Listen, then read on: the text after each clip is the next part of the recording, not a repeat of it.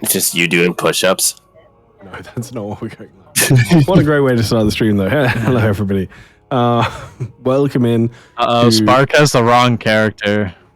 Oh, God damn it, Spark. What are you doing? You guys, Shane, how about this? I'll sort this out, and you do the recap. Sounds good? Sounds beautiful. Got a deal. Nice. All right, take it away, man. Welcome. I'm gonna do some technical stuff. Yeah, take it away. What happened in session 3? I'm gonna gift my inspiration to Zach, though, because I already have inspiration. All right, so good. Session 3, guys. Session 3, which is really like session 5, but it's session 3, you know. We start off with Spark and Dummy talking about how the Jackalwares were bad and that they were going to betray us. Luna and Sakar then talk about how they worry about creatures that run into us more than us running into them. I wonder why that is.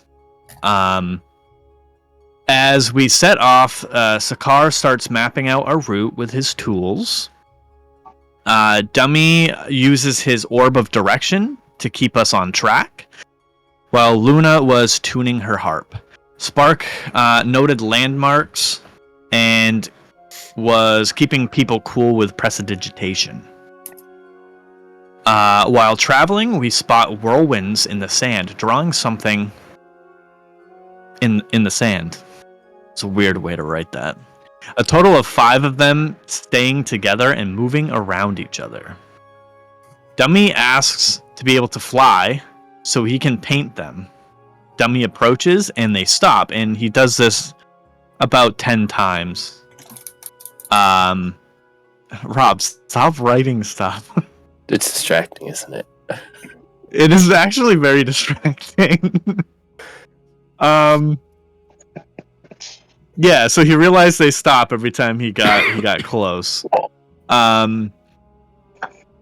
After he manages to almost perfectly draw the sun that they were doing, we figure out that we're being followed by them. Spark finds out that they're elemental spirits. Luna plays some music while Dummy and Sakar try to talk primordial to them. We find out that they can write Orin, and they end up telling us about upcoming dangers. They also give us each a charm for a small trinket. We noticed a giant rock flying above us.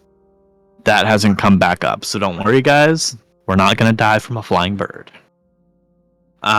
We make it to the ruins, and we see a bugbear not wanting to talk, but answering questions with head motions.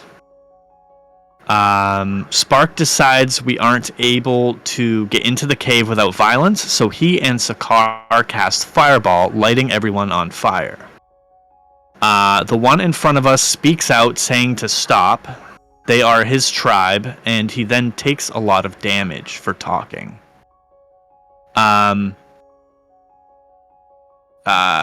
It says we are murder hobos, but then it's crossed off, and it says Sakar is a murder hobo. Spark is a murder hobo. Luna let one of them live, which may actually be more heartless, but the other one gets hellish rebuked because he attacked first. So they're all pretty murder hobo-ish, you know? Dummy tells the one closest to us, which is like their captain, whoever. We didn't really get to know who he was because we killed him.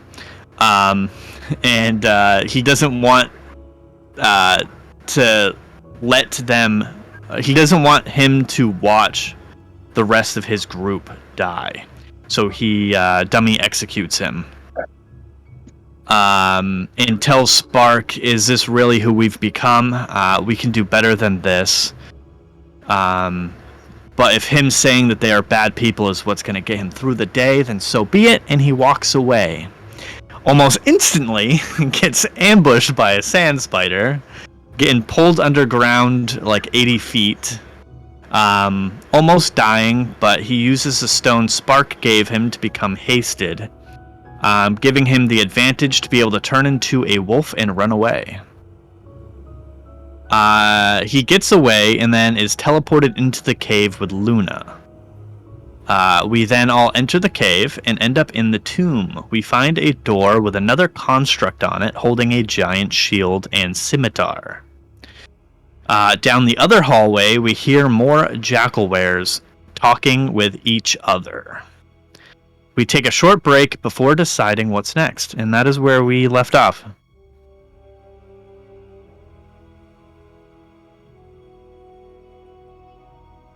Amazing. Thank you very much, my dude. I am struggling a little bit, just coughing a little bit. I apologize for that. All right. Does anybody want to add anything to that before we get going? Anything to add a little bit more depth to it? Anything that you think he may have missed ever so slightly? That'll be good. I think we're good.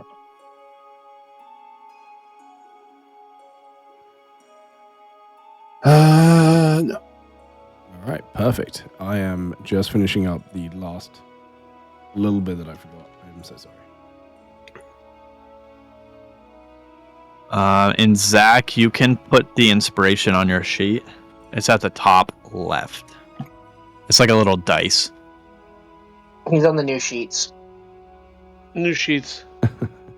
Top right. Who dis? New Well, my sheets. top Right right there. has Okay, top right. a book, a cog, a wrench, what looks like a fetus, Below that. 3 people, 1 See people. the number 10? Wait, What fucking character are you using? Below that. You see where it says 10? Uh-huh. You see that little symbol next to it? Oh, there we go. Got it.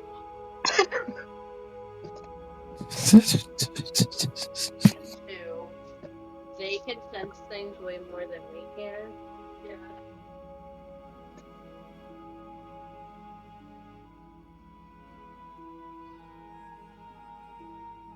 We'll figure it out. All right. Beautiful. Thank you very much, Shane. That is a stunning recap. I do appreciate it. I'm going to go ahead and change the music, and then we will get into this in a moment. All right. Music? You'll see if you look at the Discord that I'm streaming something. If you watch that, you'll be able to hear the music that I'm playing. Wait, there's music? Don't feel bad. It took Rob my about God. 10 sessions to figure out there was music. Extra Oh, there we go. I got the music. He needs ace. He wants the president. I got All right, it. perfect. Last you entered this place, most of you, there is now a torch out. I think, Dummy, you have a torch on you, right? Or some light? source? I have what's it called? Oh, your blade. Produce flame just in my hand. No, produce flame. Oh, too excited.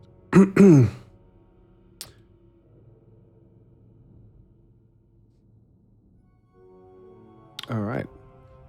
As you sit here, you make your way down into this beautifully carved, lovely, ornate entrance hall. You see the figure carved onto the door, standing out. And you see and feel the movement of sand pushing and almost writhing its way through these channels on the floor. You feel the heat emanating from the sand, almost like scorching hot out of these troughs that leaves a radiating heat in this room. Nevertheless, you are taking a short rest here, I believe. As this is happening, before we do anything else, I need a roll just from well, how do you say your name? I don't want to get this wrong, Zach. How do you say your character's name? It's Kralik. Kralik. Okay. So, Frolic, you please need roll me me to a roll? stealth roll with advantage. Wait, what am I rolling? Sorry. A stealth roll, please. Wait, okay. Why does it say 2 above my d20? And we lost the thrill. Okay, there Oh, we go. that's so I'm going to ignore that. Apologize. So, open your character sheet. Yeah. Because Hit, it's really tiny. hit through, C, and it's a- and then you should see right in the middle on that first tab, if you're on the details tab, it says skills. Go down to where it says stealth. Hold down Alt. Okay, don't worry about the Alt part. Roll it again. Click it again. Yes, I use these things very frequently. Does that work? That worked, and then do it one more time.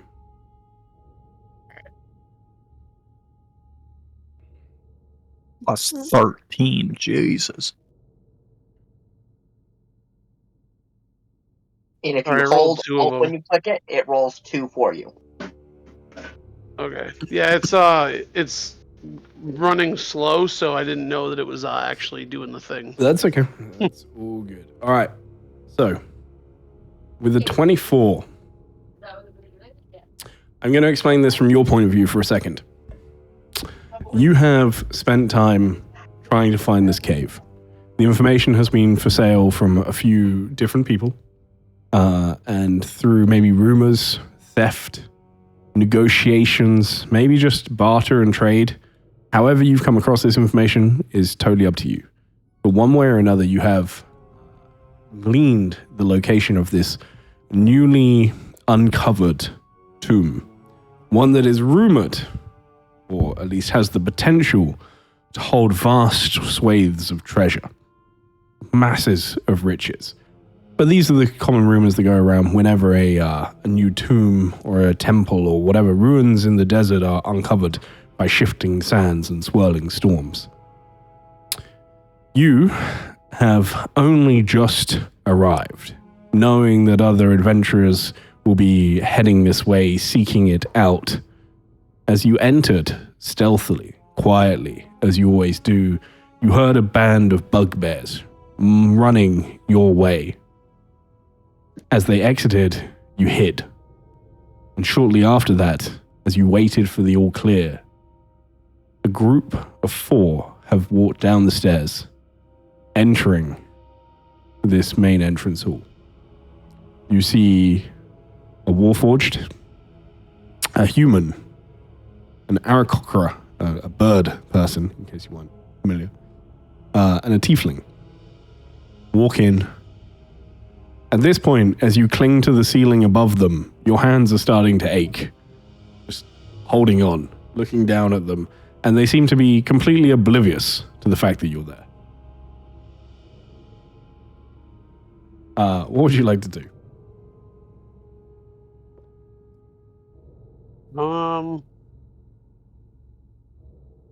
Do they seem overly threatening to me? I would say probably of the most threatening ones, just by glance. Let's have a look. Definitely the Warforged and the Tiefling. Those two in particular.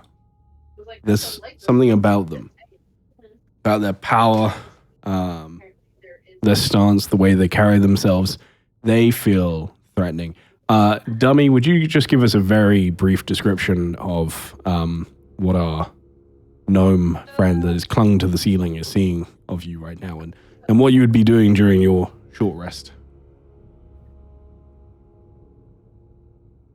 You said dummy, right? Yes, please. Okay.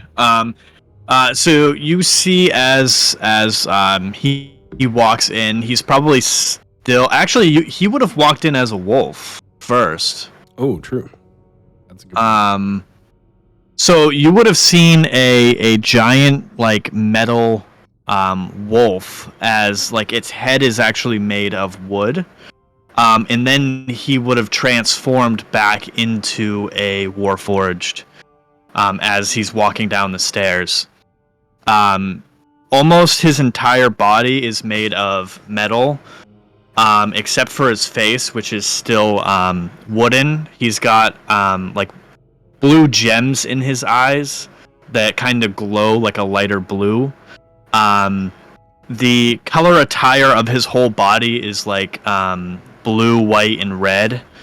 Right now, he looks pretty tarnished, like he just got in a fight with something.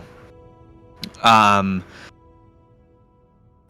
what he would probably be doing is sitting down in the corner, just kind of scraping off like probably like spider sludge and poison and like venom off of his armor.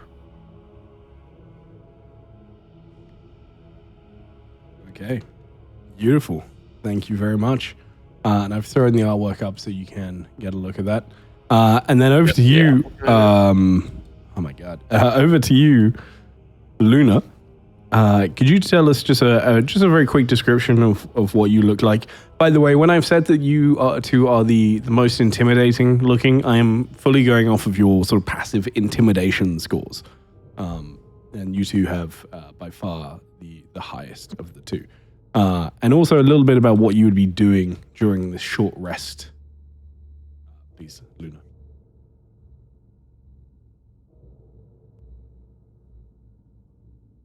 If you are talking, you are muted. Sorry, did not realize I was muted. Luna is a tiefling, red skin, sort of like goat horns, so like longish, but not like crazy long, kind of like skinny horns. Sort of like regal kind of attire, like very well dressed and like almost out of place to be, on an adventure, but like stuff that wouldn't. Stuff that like breathes easily, I guess. As a bard, I think Luna's probably performing like Song of Rest for everyone and just like trying to keep morale and spirits up. Those two, for whatever reason, whether it is just their aura or the way they hold themselves, carry themselves, they are the more intimidating pair of the four. Frolic. So I feel where Kralik has trust issues, he might just choose to continue to observe before doing anything else. Okay. This is a relatively low check for now. But please open your character sheet for me once again. Just to the right of where the skills bit is, you'll see saving throws. As you continue to cling, to begin with, this is a very low DC, but I need a strength save just to continue holding yourself in this position. It's been a bit of time now. Your hands are starting to cramp and ache. Natural one.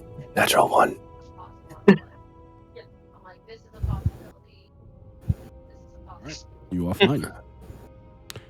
This is a scaling DC. So the first one is a 5. The next one will be 10, 15, so on and so on. Okay. But for the moment, you are fine just to keep holding on, clinging, watching them as they rest here.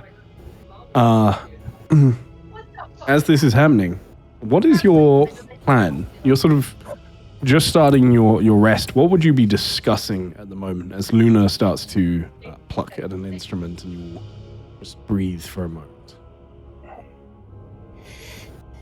Bark would be writing in his book about how they found the ruins, where they are, what has just gone on, and while one hand is writing in his book, writing these notes, his other hand is basically just prestidigitation to cleaning himself and helping Dummy clean and get it actually fully clean, not just scraped off. What language do you write your journal in? Sylvan. So it's not commonly read. Boy, fancy. Sorry, that's such a weird thought. All right, that works. That's fine. Thank you. All right. Sakar, what are you doing? I want to take this time to actually start looking at Dummy. Okay. And seeing if I can find any shortcomings with like in his armor or anything like that that I can identify that could become a possible upgrade. Sure. Roll me Tinker's Tools, please, but use intelligence. Tinker's Tools, use intelligence. Let me just okay. Just changing it real quick on my sheet. Oh, there we go. Whew. Ooh. Okay. Plenty of shortcomings. As much as that feels really mean to say. I mean, really, it comes down to time. Cost of materials, as well as but realistically, I mean, if you've got ideas, there's plenty of things you could do to him. I mean, it also obviously depends on Dummy and what he wants done. But loads of potential upgrades. Which with that roll, I'm not going to sort of give you ideas, but if you want to talk about it at some point with everybody, I'm down for that. But yeah, you can make some pretty gnarly upgrades. Gotcha. The most sort of ridiculous ones, if you will obviously take some pretty crazy materials as well, but it's possible. Just a casual 32. I want to turn into a tank. An actual tank. It's an last Autobot. time I played an artificer, I built a steam engine. It was so cool.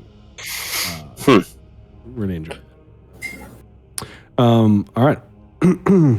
At this point, instruments are being played. Coming up with plans for improving the robot. Journals are being written. Krolic, can I please have another strength saving throw from you? This is a DC 10 this time.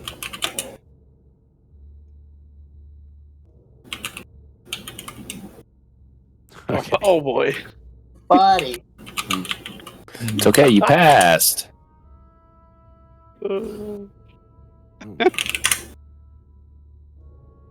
I see your roles haven't changed to online either. Nope. As this happens, all of you are startled as only a few feet from you. Make me a deck save as well, please. Same area. This is to land on your feet. Okay. So hopefully I'm not landing on my head now. Oh god, here we go. Alright, you are going to take a little bit of fall damage. You take 3 points of bludgeoning damage as you slam down, crumpled on the floor, prone. And all of you see, as out of nowhere, a Swerve Nebulin drops from the sky. I immediately spin around and take out my my pepper box, name it right at him. I release dancing lights to light up the room so I can also look at him as well as the ceiling to see if more are going to be dropping down. I think Luna's just gonna just call out hey bud, you okay there?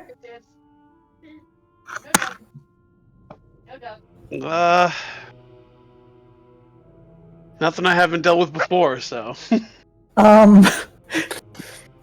You speak, so I don't think you're one of the other ones. What are you doing here? I assume the same thing you're doing here. You're looking for treasure? Always treasure. It's supposed to be clear, the thicker an object is, the denser it is, so both are white. Luna's gonna sort of look over at Spark and just be like,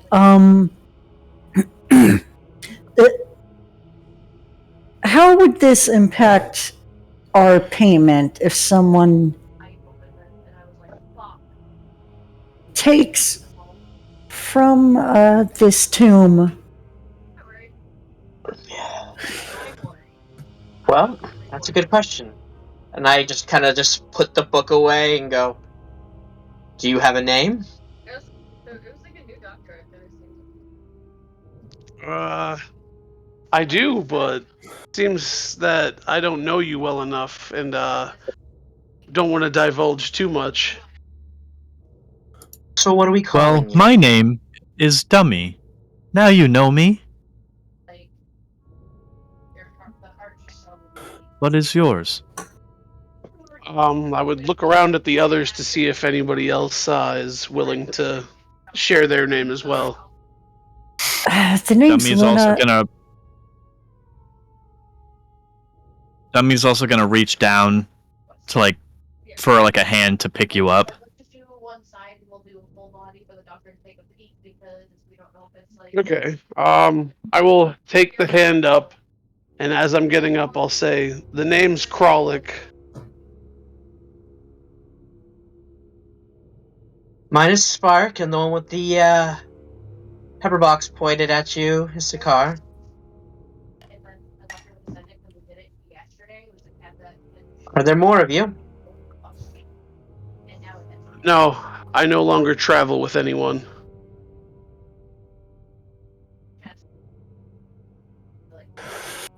You're looking for treasure? Should have descended. We're like, down. Treasure's all I have in life. Why were you on the ceiling? Because you would have seen me on the floor. We did see you on the floor. I don't think your plan helped much. I've been up there a lot longer than you think.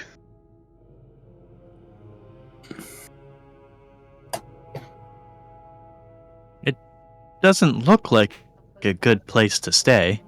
Dummy's just looking up at the ceiling. Did you I've lived sleep in up worse.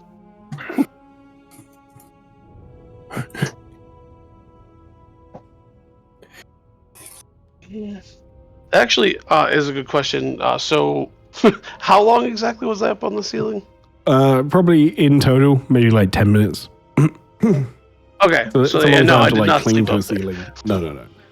Like 10 minutes, yeah. Okay.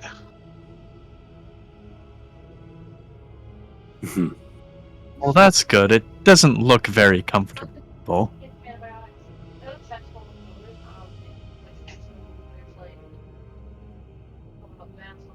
I'm gonna take you off of prone. I'm assuming at this point you've stood up, right? Yeah, I took the helping hand from Dummy. And can you give us a quick character description? Like now that you're up on your feet, what do people see? How like actually tall are you? So I'm about. Oh, I gotta remember. I think I'm like 3.5 feet tall or something like that. Go ahead. My eyes are completely gray, almost as if I'm blind, but that's simply due to my dark vision from living in the Underdark.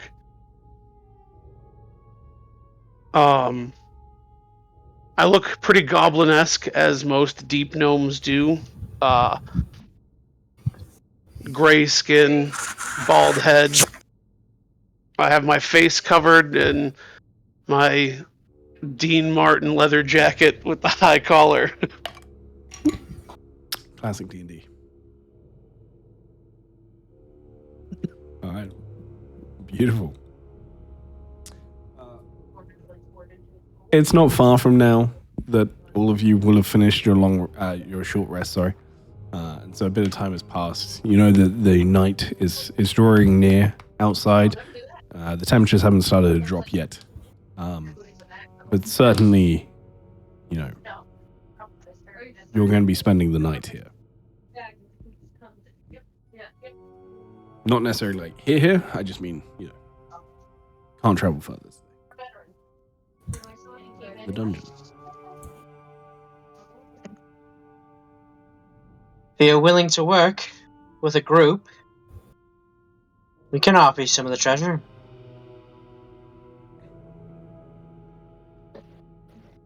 How much is some? Sadly, a lot is already spoken for, but I'd be willing to give you half of mine. Who has spoken for this treasure?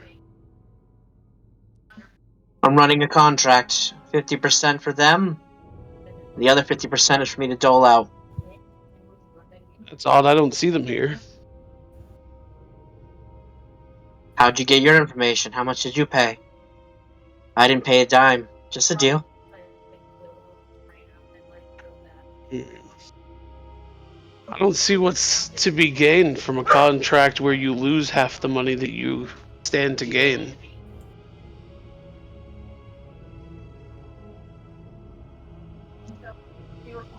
How not only would you going to get have treasure, but the carried? knowledge. How would you have carried all the treasure out? You're only this big, and Dummy's gonna like bend down and like put his hand at like the same height that Kralik is.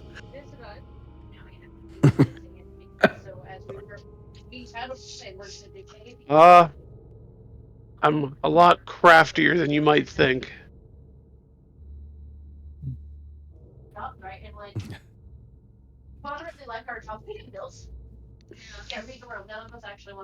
Do you hide it in your coat?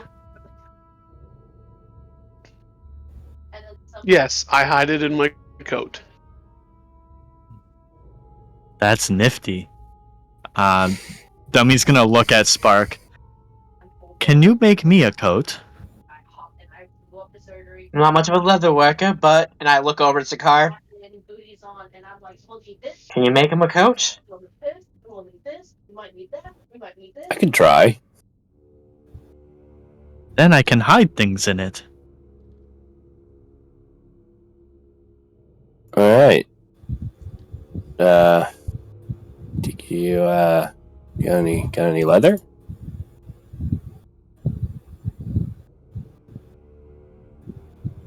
No. All right. Then no. Well, thank you for trying. Anytime.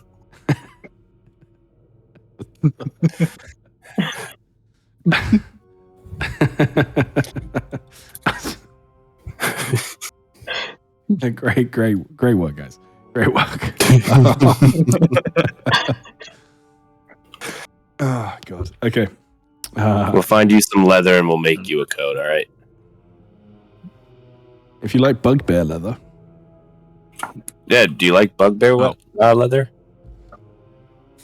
You probably don't have a preference, do you? I've never had a coat before. I don't know the difference. All right, well... What's your leather made out of? Bugbear? Yeah, bugbear.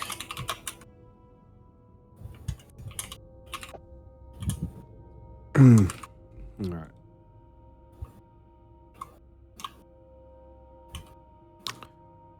Tell you what, on our way out, I'll see if I can get some bugbear leather for you and make you a coat.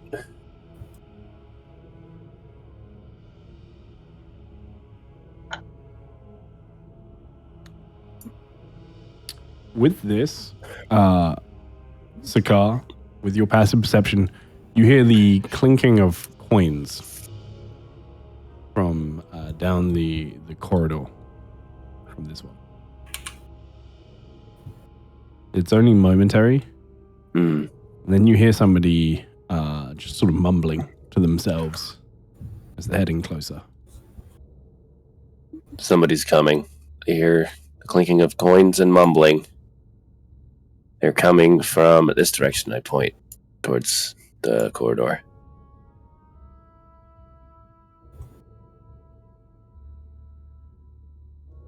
Are these staircases? Is this a staircase leading down? Yes. Like, or up, I guess, from here. So would I be able to hide behind this? Yeah, you can hide behind that. Go ahead and roll me a stealth roll.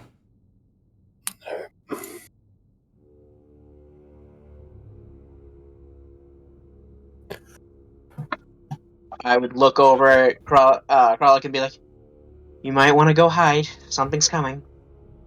And I move myself in the lights to the corner so I can see anything that comes around, but not illuminating the entire room.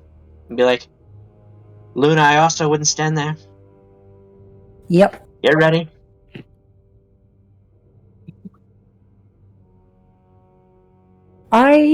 Can I prepare vicious mockery for whatever steps out? Yeah, absolutely. Perfect. Kralik, are you able to move on the map?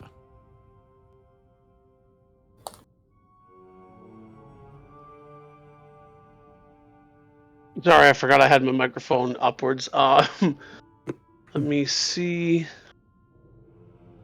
Where am I? Is that me right there?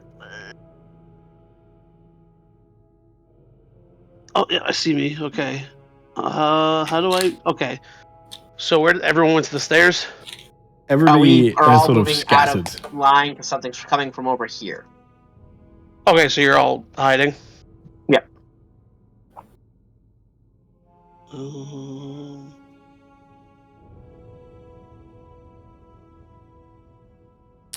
There's a moment.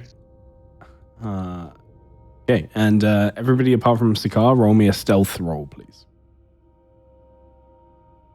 Just a straight stealth roll.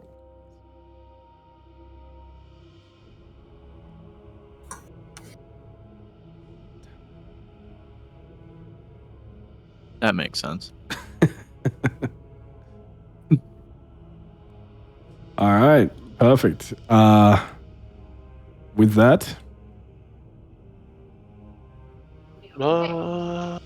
sneaking forward ever so quietly, ever so carefully, Sikar, you soon see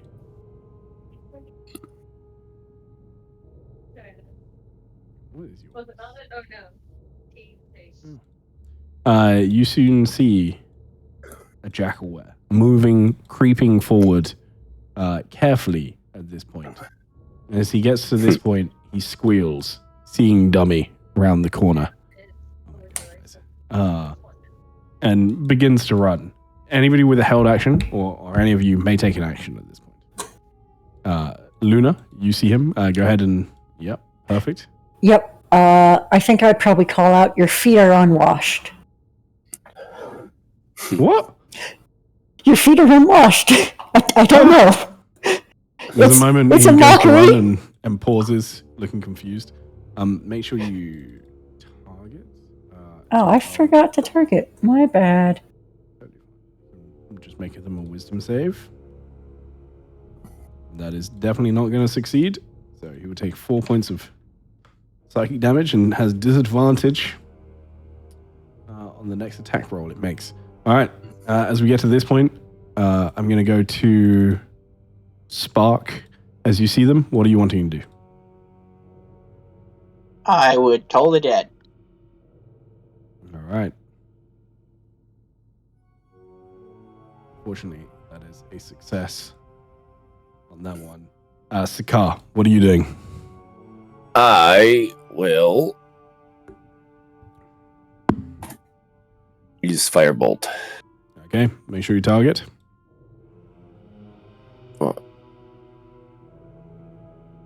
Should I have advantage? Am I still hidden? You are hidden from it, yep. Okay. Yeah. All right. Krolik. You see a jackalware, just this part human jackal-esque type creature, rags, just pop into the room very sneakily, trying to stay hidden, but doing a terrible job at it as it begins to try and run. What do you want to do? Possibility is there. How far away is he footage-wise from me? He is 50 feet from you. 50 feet. Sorry, I'm still learning how all this works. My short bow, would that reach him? Oh yeah, easily.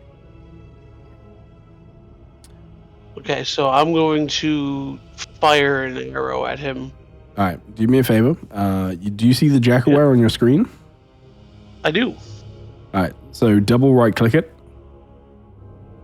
You should now see arrows. You're now targeting it. So if you now go to your inventory. Yeah. And where you've got your short bow, click on the picture. Okay. There we go. That's a 19 for a 28 to hit. You are no longer hidden. But that does do 10 points of damage with your modifier, and you can roll sneak attack as well, if you wish, because you have advantage. Okay, and I can make it that far? For sneak attack, yes. If you go to your features, I think it shows up there. It's in your inventory tab. Okay. And then sneak attack, okay. All right. Ooh, so that's an extra 18 points of damage. It's just a casual 28 points of damage. That's pretty good. All right. Just skewer him through the leg with this arrow. Dummy, you are the last to react as you're the one it saw. You sort of lock eyes for a moment as you both panic. But what are you wanting to do in this moment? So I would imagine the reason he saw Dummy is because he's still holding the produced flame in his hand. Perfect. He never put it out to hide. And as he came around the corner, he just looks at Dummy and he just throws the produced flame at his face. All right. He just ducks behind the corner just fast enough as he's going to start running.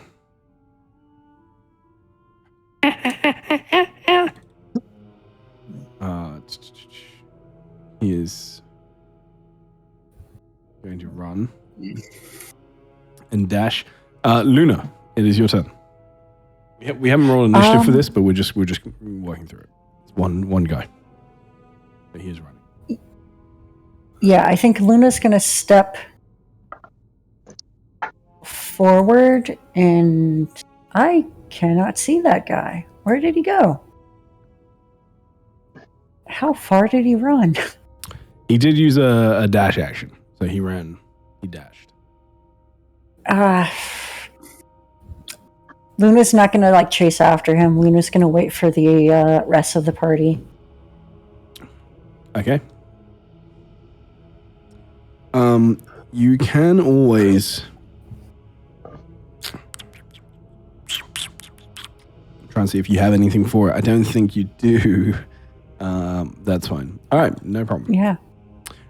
Spark, what are you doing? I would move down to also go see if I can see where they went. I would use my bonus action to also make the lights come with us. Okay. And send... Oh, I gotta rehighlight. Send them up. And when I can't see anymore and I can only move the lights so far, I kind of just look over my shoulder at Sakar, knowing he's fast, and be like,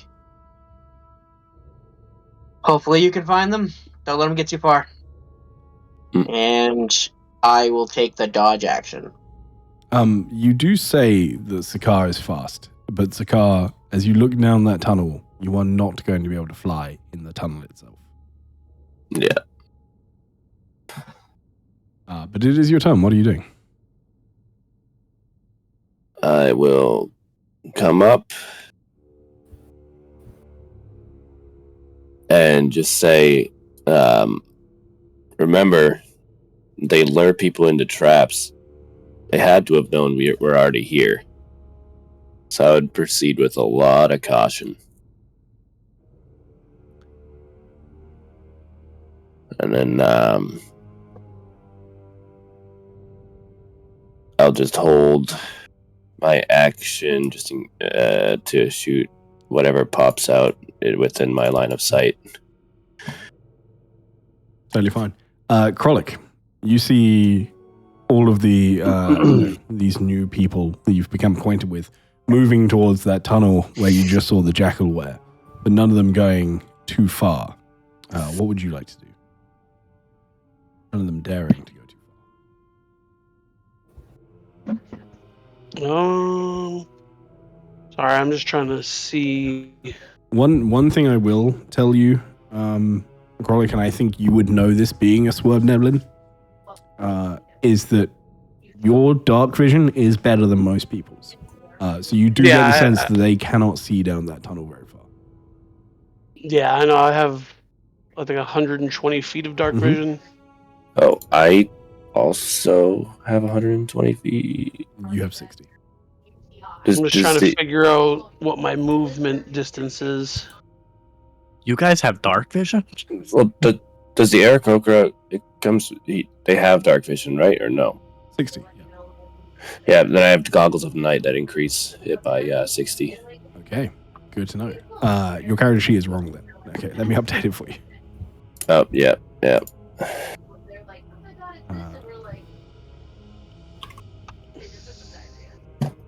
And for your speed, you have, I think, 25 feet of movement, which is why when you highlight, it goes green. Once it's yellow, you have to use a different form, which you can, like, bonus action dash.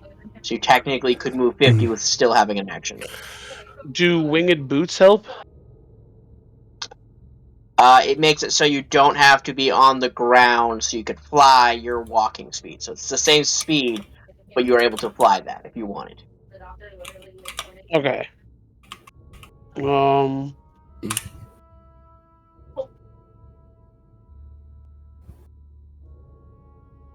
I'm going to dash then, so that I can see what I can. All right. You see the Jackalware at the end of the hallway. Sakar, you actually can see it as well. Yeah. Because of the dark vision thing. But I'm going to let Krolic go first, and then if you want to use your reaction to take that shot, as your eyes adjust and you can suddenly see a little further, then you definitely can. Sounds good. Well, I already used my action to dash, so I don't think I can do anything. You are a rogue. And bonus as action. a rogue, you can use your bonus action to dash if you wish. So you still have your action. Oh, all right. Ooh, rogues. I learned something new all the time.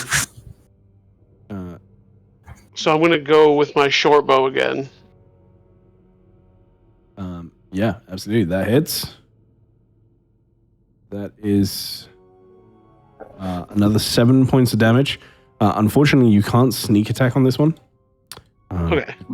Because you have nothing giving you a source of advantage, and you don't have a teammate within 5 feet. Just point out for you. So if you go to your features tab, you have something called cunning action. So as a bonus action, you can dash, disengage, or hide. As a rogue, that's one of your rogue features. Okay. And you also can disarm traps with the type of rogue you are as a bonus action. Would I have to know that there's traps to be able to do that, though? Yeah. Yeah. Yeah, you have to find them first, but if you do that, you can disarm them faster than most people. Sakar, you see as Krolic fires off his short bow, you see it smash into the Jackalware as you follow the arrow, and suddenly you can see it. Do you want to take your shot? Mm-hmm. Make an attack. All right. Aim for me, target, and then take your shot.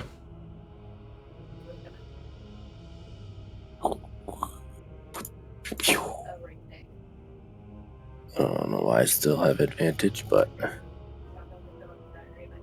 Oh, disadvantage. Oh, because it was farther than 60 feet. That's fine. Further than 80. Yeah. 80. All right. That still hits for a solid 3 points of damage. 3 damage? All right. That's 3 points of damage as it strikes true. You see it like stumbles, falls a little bit, and you'll hear is this loud like crack, this loud bang from the gun echoes down the hall, down the corridor in front of you. You hear the echo and reverberation just ringing out for a few seconds after the shot goes off.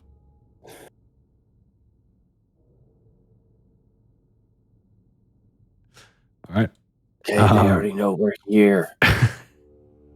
Sorry, not Spark. Dummy, what would you like to do? Are we taking like regular turns, right? Yeah. Mhm. Do you have a second shot? You have a second? Well, that was I mean, if we're gonna, if we were retconning that I would see him on my turn, then I would have a second shot. Oh, I see. Yeah. Go ahead and take your second shot as well. That's fine. I wasn't sure if that's what we were doing or if we were. Before we upgraded the dark vision, he couldn't see the target. Oh, I missed anyway. You missed anyway. Dummy, what are you doing? You're fully aware that they are. You're fully aware that they are shooting at something.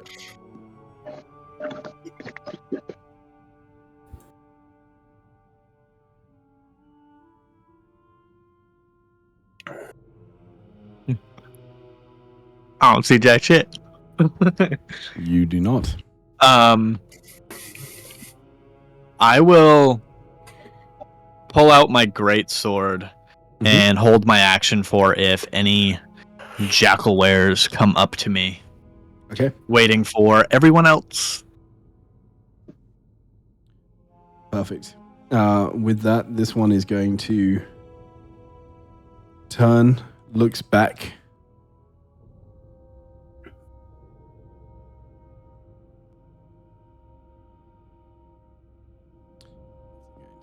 It is going to.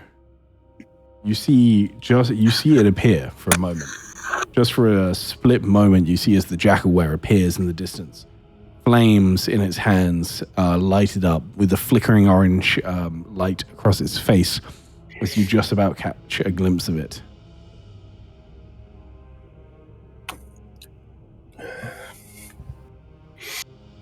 I duck out of the way. Oh, he gets multiple attacks. God damn it. You ducked out of the way.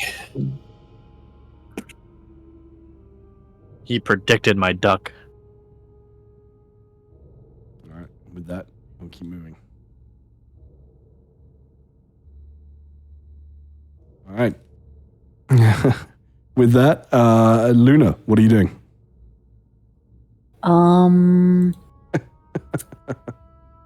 I don't know. I'm gonna just walk forward a little in front of Dummy. Look around like, well, this isn't helping. Yep. And let me check, because I don't know all of my spells.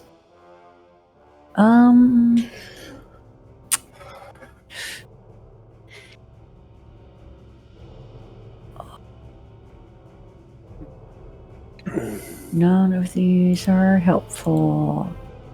I am gonna just stand next to Dummy. Okay, no worries. Spark. I would move up behind Dummy, then move my lights to start getting them in the corridor with us.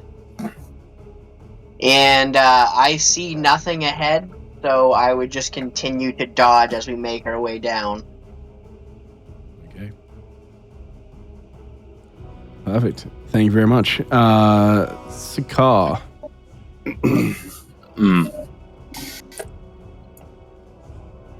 I will move up as well. I'm gonna try. Your walking speed is only 25. Yeah. So awkwardly walking on your talons.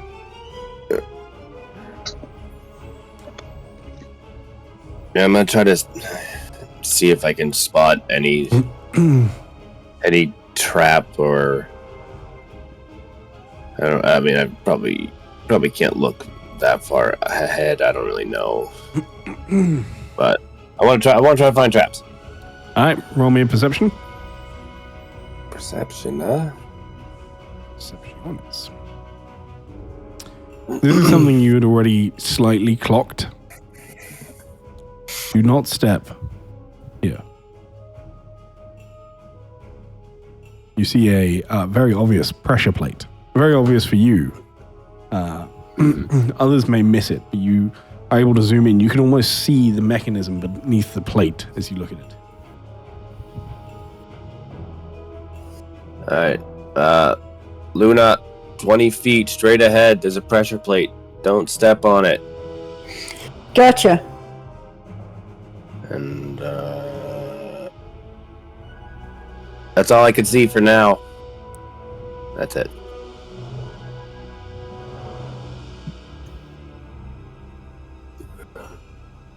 Okay. Perfect. That's a good shout. Spark, what are you doing?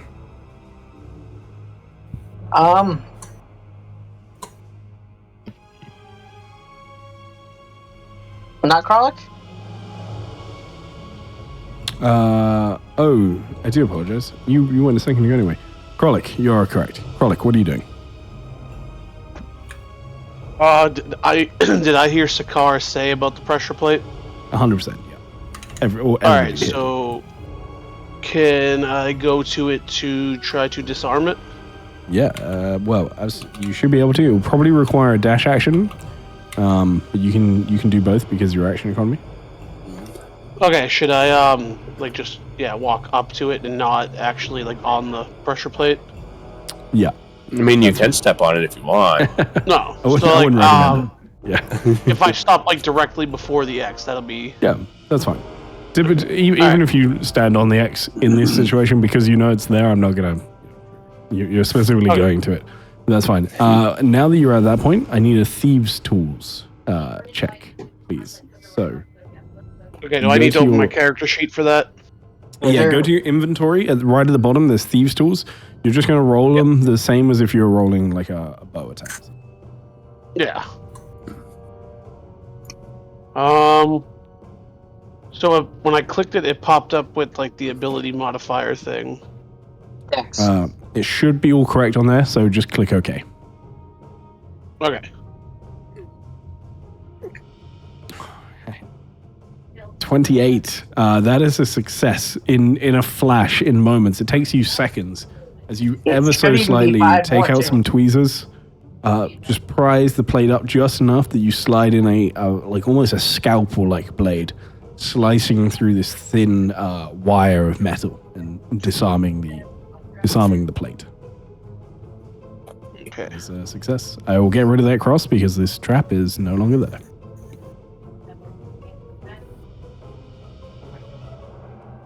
Perfect. That will take your action and your bonus action because you need to dash up and then disarm it. Yep. But you're good.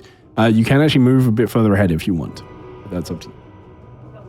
Yeah, let me... You have a little bit more move.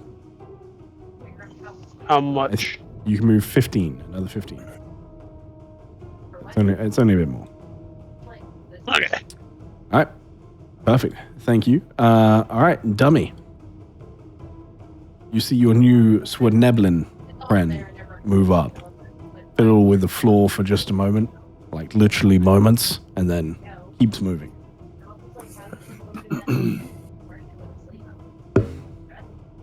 I'm just going to move forward. All right.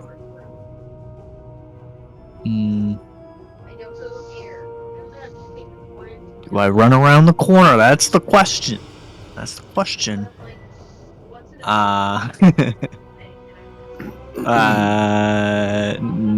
I'm not going to. I'm sorry, Ty. I'm gonna hold my action still. Okay. Perfect. Thank you very much. At the end of your turn, You see a giant ball rolling towards you. someone runs again. Everybody roll me a perception, please. All right.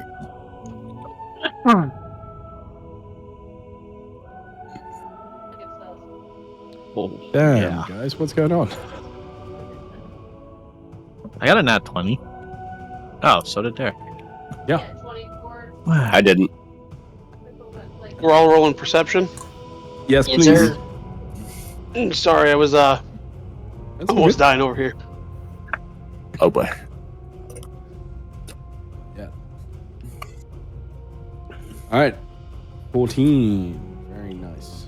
Plus something, but that will come up in just a second. All right. So with that, Sakar, I think you do hear this partially because you heard it before, and so the sound is a little bit more familiar for you. Mm-hmm. Dummy, you definitely hear this. Dracus, you definitely hear this as well. The three of you hear that same, like, as they run and they start running faster, like sprinting down another corridor now, you once again hear this jingle of coins. Just ever so slightly. With that, you'll continue to move. Feel free to move freely at this point.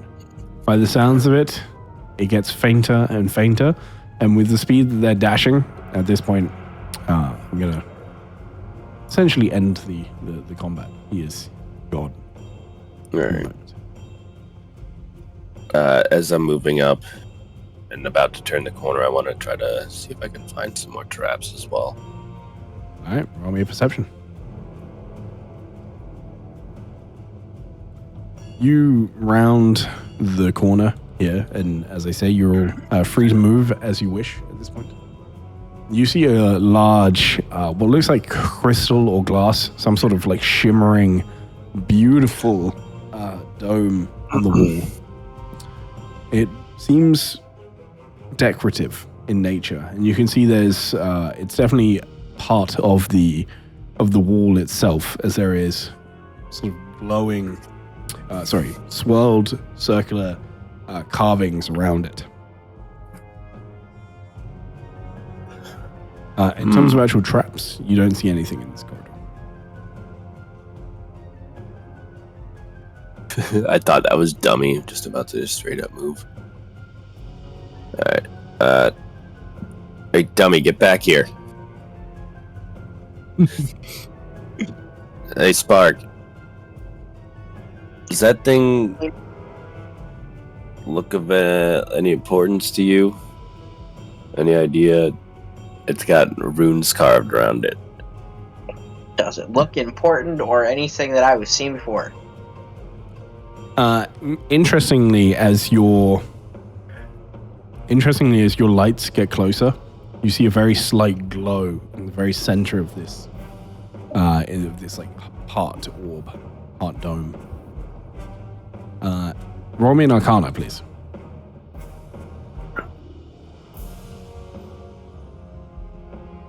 Okay. You know exactly what this is. You've seen them in several different forms before. They are not harmful. It is a light. It is powered by magic. However, it is not charged. It doesn't look like it's been charged for some time. I relay that to all of them and be like, Sakai, it's a light.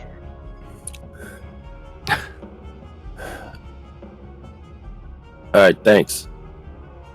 That's all I see in this little area. In that little area that you're in, you don't see anything else. Alright. This bend seems clear if we want to keep moving.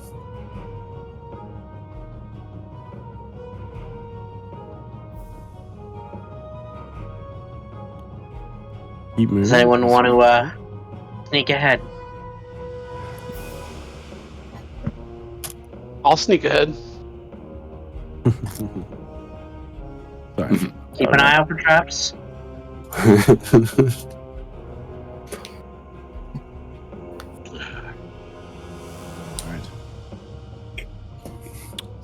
So from where I am, do I see any traps?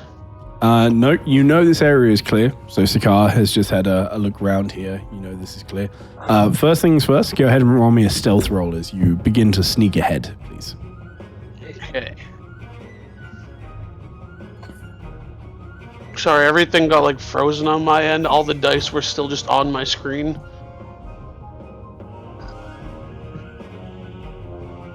That is a very good roll. All right. Roll Okay. 32 for stealth. It's our second 32 for the session. I can see how this is going to go. All right. You start making your way forward. Please feel free to move up. Where'd he go? You currently do not see any traps, and as you start making your way up, as you get to that next corner, you look down and you see another long corridor heading down. With your dark vision, it's difficult to make too much out. The reason for that is that you see everything in these shades of black and white. It's all grays, monochrome. But you can see that not too far down, maybe another 100 feet down this corridor, it once again starts to open up into a large chamber. And you can see that there's some sort of pool in the middle of this chamber. It seems like the flowing sand troughs that were in the last room seem to feed into this in this room. And you see just what seems to be this pool of sand. And you see one other doorway. Actually, you don't see that, sorry. It's a little bit out of your view. Okay. But that is what you see right now.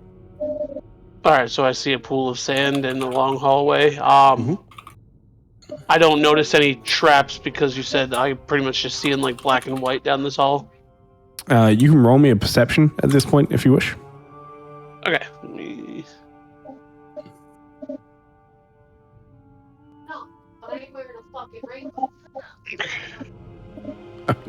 All right. Okay, I see. All right. With a 20, you look down. You do see something. You see what appears to be on the wall over here. You see what appears to be a sort of etched glyph on the wall. You're not entirely sure what it is, but it's clearly magic in nature. Am I free to move over to that, or? Yeah, if you wish to, please feel free. Where was it again? So it is on the wall here. If there's any point where you are not free to move, I will pause the game. Okay. So it's right there. Yeah, I'm gonna mark. So it's just outside of my range of movement. You're not in combat at the moment, so you don't have to worry about your movement range. Okay. All right. Cool. You can just move freely right now. All right. So I'm at it now. Should we have let him out of our sight? He is going to take all of our treasure. I don't think he can hold that much. He can put it in his coat. I hate to do this to you, Krolic. As you get to this point, you see it begins to glow very faintly. Oh boy. You have moments to react. What are you doing? Step off the pressure plate. I'm going to step to the side. All right, roll me a dexterity save, please.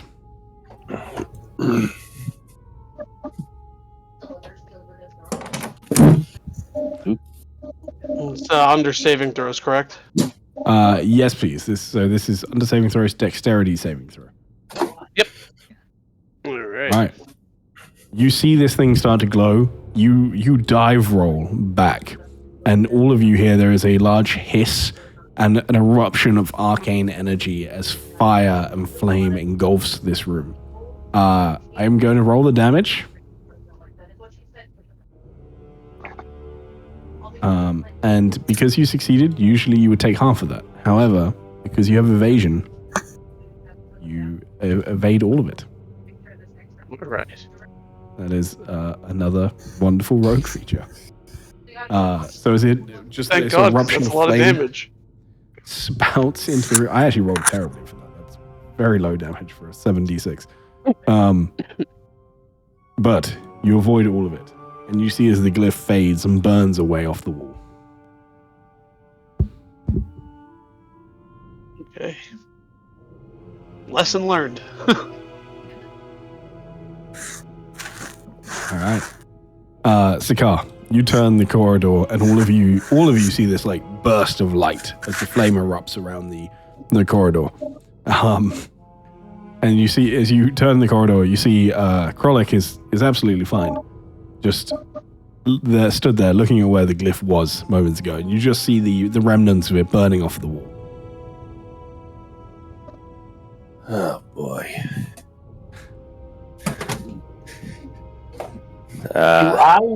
Do I know how to turn this light on with that 28 check? Yeah, you just need to cast magic into it. So if you you can see it's already starting to charge just from having your dancing lights next to it. It would just take quite a long time with just dancing lights. But any sort of fire or radiant or light spells will charge it. I would just put my hand in it to try and see what, giving it a fireball, with my hand against it, if that would do anything, especially with the Empower evocation, to see if that will, instantly that will definitely light it. do it. Yeah. All right. You said fireball or firebolt? Bolts. I heard ball. Firebolt? I heard ball. You definitely said I fireball. heard ball too. Yeah, my man said ball. Kaboom! Which is why I said it will definitely do it. Yeah. No. Firebolt, again, you will be able to do it, but it will be slower. Okay. I would just kind of just do it just to test it to make sure it works, and then continue moving, not going to waste my time with it now, but basically just confirming the theory. You get a little bit of light coming from it, but not a huge amount.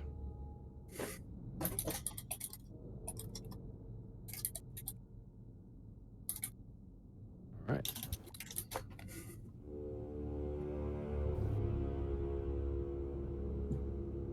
Are you okay, little guy? Yeah, I'm good. I'm surprised your coat didn't catch on fire.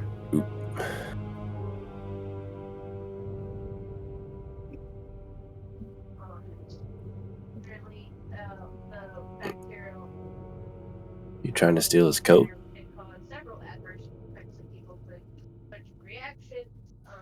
It would probably only fit on my head. Maybe.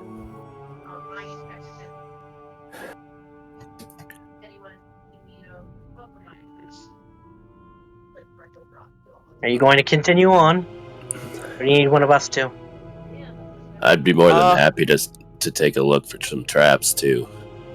Yeah, if you want to look ahead so that I don't almost fry myself again, that would be very helpful. At this point, both Sakar and Krolik, you see this room ahead is a fairly small room. You see one of the troughs flowing in, and this just big pool of sand. You almost all feel the heat radiating from this room already, as the hot sand, almost burning, is filling the room gradually. And you see it sort of shifts and swirls. It makes a very slight, but very slow, almost whirlpool effect in the sand. But both of you see another door beyond this room, leading onwards. Now, does the pool of sand block us from getting to that door? No, you can see there's where the trough is. There's a walkway around the pool of sand, and where the trough is, it's broken, but that's an easy step across with the size. Okay.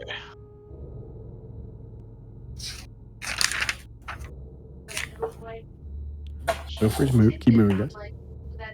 I'll try to make my way to this corner. At this point, I just can't see anything. So. Okay. I'm just waiting for other people to move. I see. At this point, you see the entirety of the room in front of you. Okay. So that center portion is where the pool is? Mm-hmm. Okay.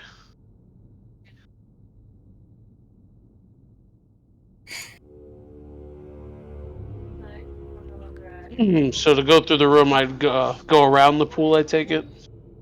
Probably the better option. Yep. Okay.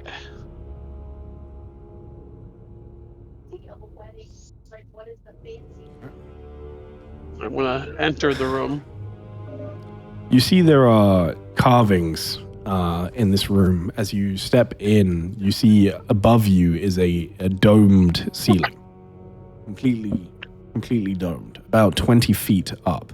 And you see all around the walls, and even inside this dome, beautiful carvings depicting sun and stars, sand dunes at the bottom, almost like with heat spreading off of them, large rocks and caverns, cliffs spreading up into this like gleaming sunlight, and then up into the stars, all of them emanating light, it would appear, or depicted as such, not actually emitting any light. You see the streams coming off. Clearly a depiction.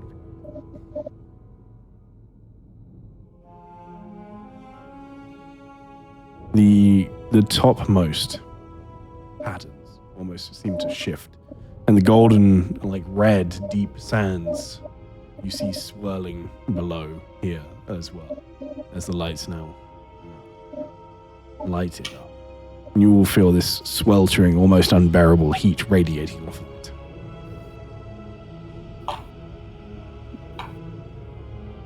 Hot, hot, hot. Do any of us know the purpose of this room? Not innately. Okay. Alright. Looking at all the symbols, would I be able to figure out what the room would be used for? I don't even like wearing the side of the fucking Roll me a history check.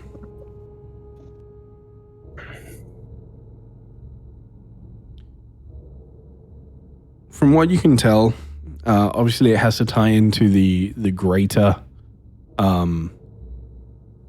meaning behind this tomb, this temple, this ruin, whatever it may be. And it's hard to say. Clearly it is connected to this trough, and whatever it is going to be connected to why this scorching sand is being channeled into here in the first place. Your best bet is that this is simply some sort of storage area for sort of excess sand, almost like a capacitor or somewhere to store the excess before it funnels out. Because you see there is another trough here that continues the sand flowing out that way.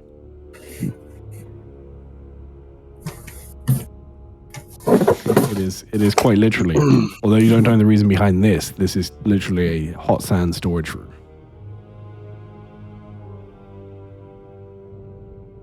I will say it is also of note to you, and this is something that you would notice. The sand is hotter in here than it was in the past room. It could also be heating up further at this point. How? Because this is where the sand is, I'm guessing right down here. Yeah. Can we see the bottom, or is it just still like flowing on top of it? No. I mean, there's no way for you to see the bottom at the moment. Not through the sand. So, you've no idea. Dummy is going to take out a javelin and like poke down. Okay. Can I feel the bottom? No. But the moment the javelin touches the sand, you see the metal tip of the javelin glow ever so slightly. And you hear something. As you prod the sand, you hear a voice in your head. You say, "What is this? Is this that you give to me?"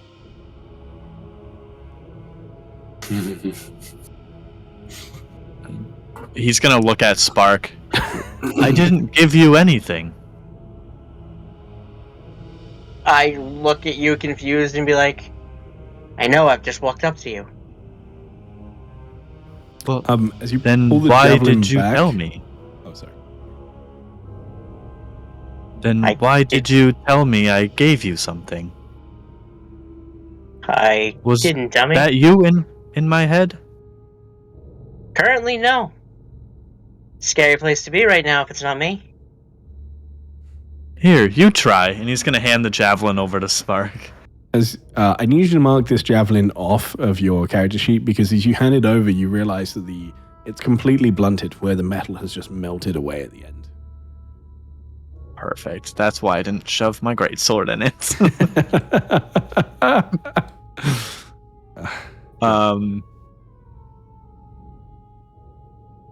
I just take the stick and be like, a stick? Touch the sand. I just kind of like poke the sand with a stick. Dummy, you hear the voice again. Oh no. Why do you play games? He's gonna look at Spark again. You tell me we can't play games. I'm doing this because you asked me to. The other three of you can all hear these two, like, kind of bickering at this point. Alright. And I see them sticking stuff in the sand, and then Yeah, and you see the consequence of such as well. I'm gonna throw a gold piece in the sand. Okay. I think Luna is going to use Mage Hand to try to grab the gold piece from out of the sand. Make me a sleight of hand, please. Sleight of hand? Okay. Oh, fuck me. All right. With that, you are certainly quick enough. As you grab the gold, and as you do, you pull it, and without managing to do it without Sakar seeing, just about with the speed of it, as you throw it in. I think Luna's going to, like, lift the gold piece and, like, Mage Hand, just, like, bore it as deep as she can into the sand. Pull it into the sand. Yeah, just, like, push it as far in as she can take it. Okay. It doesn't go very far. If you're pulling it into the sand, it doesn't go very far at all, because the gold begins to melt. And it's moments later that it is gone from your grasp, and the Mage Hand just exists in the sand. Interesting. Could I just, like, keep pushing the Mage Hand into this, deeper into the sand to, like, see if there's a bottom? Yeah. See how deep it goes? How far can you send your Mage Hand? I think it's like 30 feet each time you use it.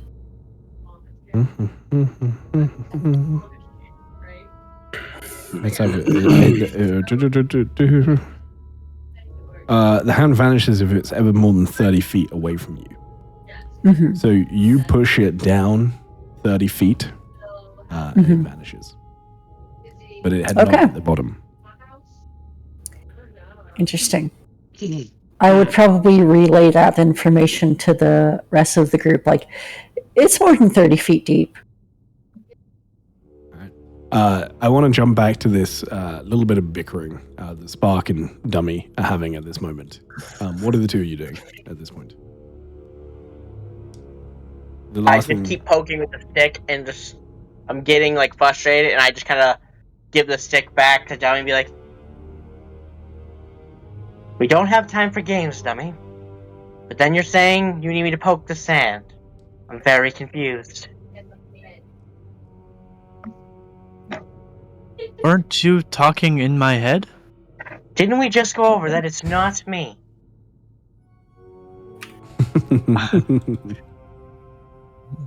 Well, you're the only one that's ever talked in my head before. Maybe it's, and he's gonna point over towards Kralik. Maybe it's that one. Are you talking in my head? How would I do that? Looks at Spark. How do you do that? I look across and go, "Magic." Ah. I don't do that. So, are you messing with Dummy again? No, not this time. Luna, is it you? No, not I. With my short bow, it's a short bow of warning. Would that be indicating anything for me?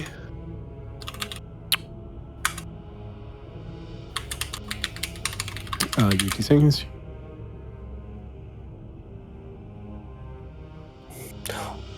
No. Not at the moment. All right. But I will keep it in mind. I heard the voices when I touched the sand. I heard nothing.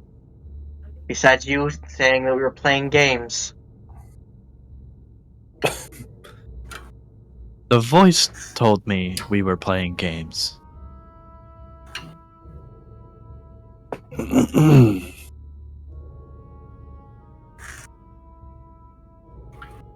I look around on what I have, and I have a crystal, and I'm just going to hold the crystal out and be like, when you put something in there, it did this.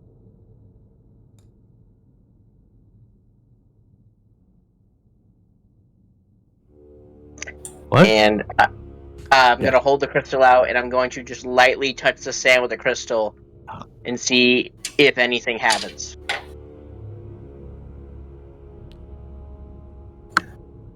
You feel the crystal heating up. Beginning to heat. I would hold it until it starts to actually hurt and see if anything happens. Do I hear anything? Roll me a con save, please.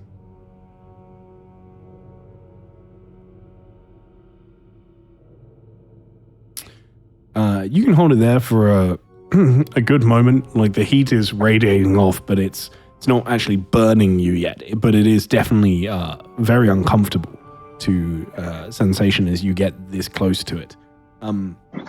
But after just a moment, you do hear a voice in your head. You hear as it reaches out to you, and you just hear it say, "Ah, shoush."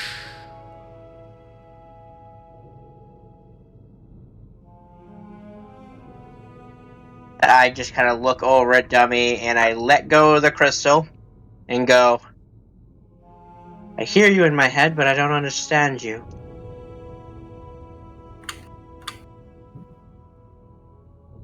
And see if it continues to talk. You are trying to reply to the voice? Yep.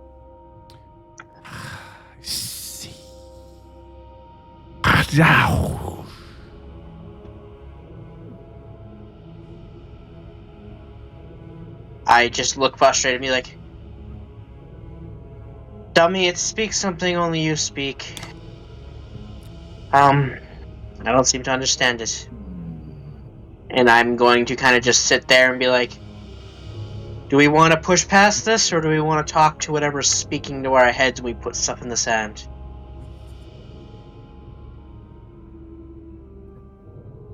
What language is it speaking in? Dummy, roll me a history check. Could I also roll to figure out if I knew what the language is? Yeah, go ahead. You can roll me history on this as well. Oh my god, this. Dummy will know. You both quickly ascertain what it is. It is primordial. I announce that. Ah, It's the That's one I same don't language as the whirlwinds. Maybe they're here.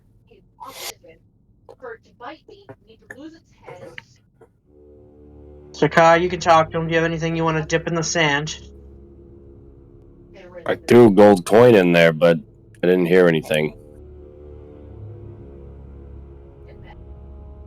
Maybe you need something bigger.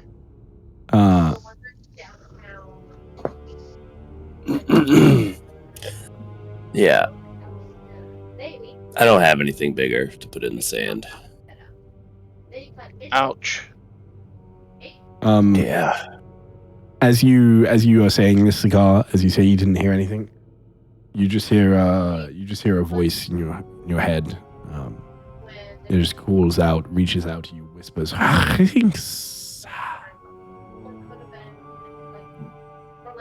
Right. So I just heard a voice in my head. Can't understand it.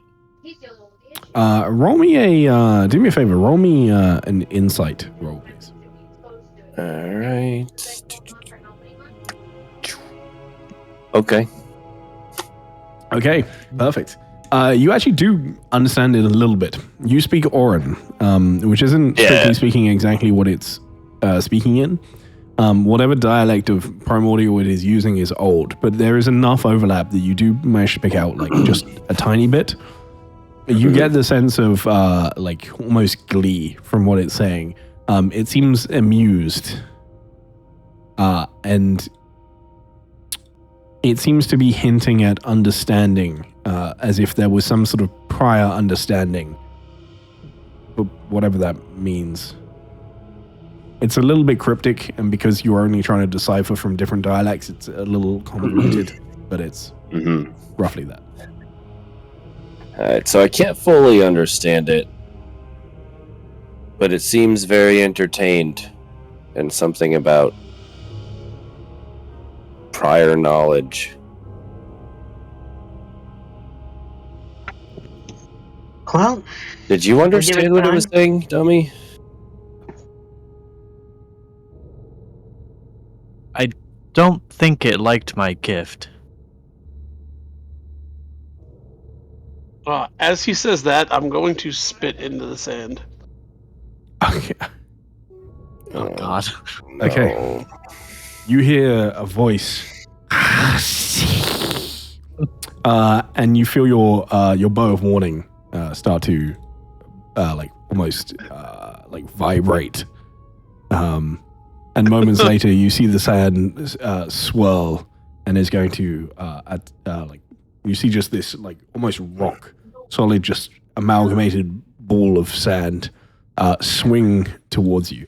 This is going to be a roll to hit against your armor class. Just drags you in. You are now the offering.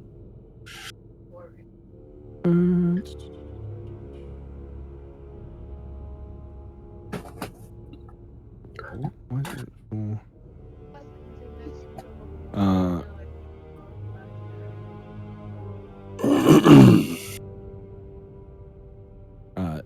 Does a 17 hit you? Yep, just does. All right. With that, you are going to take. Firstly, there is bludgeoning damage. So you take 13 points of bludgeoning damage. And as you feel the heat radiating over you, you will also take 3d6 points of fire damage. I know it's your first time being a rogue. You can do something called uncanny dodge. Okay. If you look in your features and read that, it'll tell you what it does.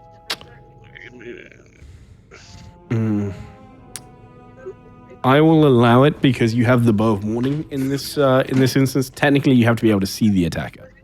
You can see the sand. Strictly speaking, that's not the attacker in this instance. Fair. Okay, but I am allowed to use it, you said? But if you want to use it in this instance, yes, you can. Okay, yeah, I want to use it. All right. Let me have a look. So, half the attack damage. So, you will gain some back. So, you're going to gain back 4. You're going to gain back 4 plus. You're going to gain back 11 hit points from that. As you manage to, like, you just about dive out of the way. You still got, like, clipped by it. But it's a glancing hit as opposed to just a straight blast at you. Okay. In Primordial, I'm gonna just speak out loud. I am sorry about that one. He's not fully with us. What kind of gifts are you looking for? There's a swirling of sand, and you see rising from the center. this. Buddy. A form made of just pure, burning, hot, red sand. As it rises up, just looks to each of you in turn, and then rests its eyes just fully emotionless on you, dummy. And continues to speak in primordial. When a thing comes up and starts speaking, instead of ritually casting, I would burn a spell slot to... Actually, no, I don't have it prepared. Damn. I would start ritually casting comprehend languages. You don't... Okay, that's fine. It looks at you for a moment, dummy, and starts to speak again. You are not like the others. What are you doing here? Why do you come to this place?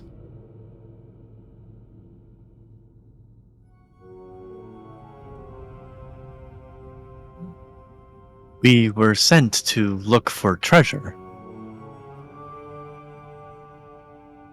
Do you have treasure? You see sand is like almost swirling around this thing a little bit. There's still a whirlpool now intensified in this pool. And you see there's like wisps of sand, almost as if air is like forcing its way through it at the same time. As it looks at you, there is no treasure for you here. What are you?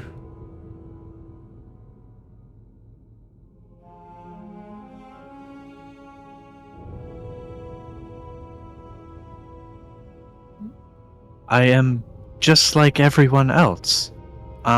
Do you have treasure like this? And he's gonna pull out that charm. Which charm? The charm from those dust elementals. So they did not give you a physical charm.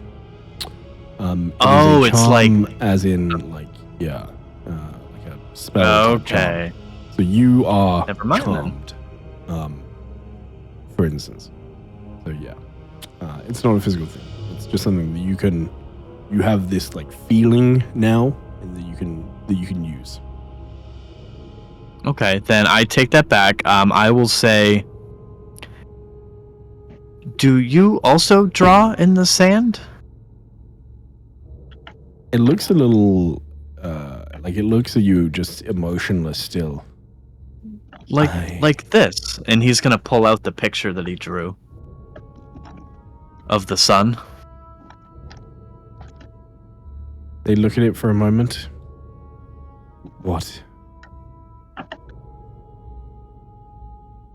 are you most afraid of?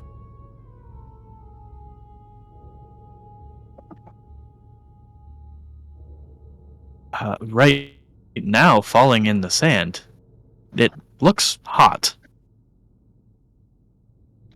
It is hot. What are you most ashamed of?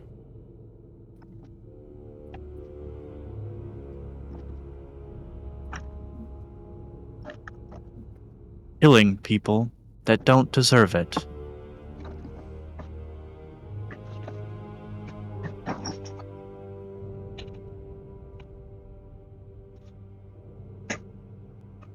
Who did you kill?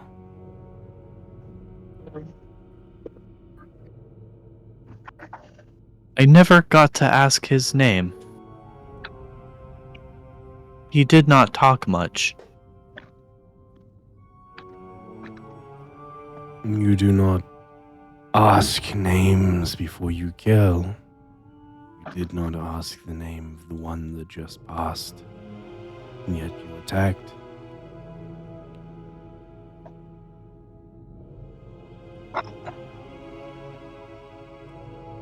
I heard those things are not nice. They live here. They hide here because people persecute them. Ooh. I tried to save them, but my master said that they are not nice. Your master persecutes them. They killed our friend Meek. What is a meek?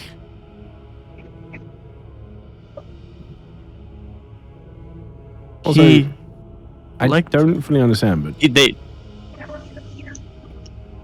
Like, it wasn't Jackalwares that killed Meek.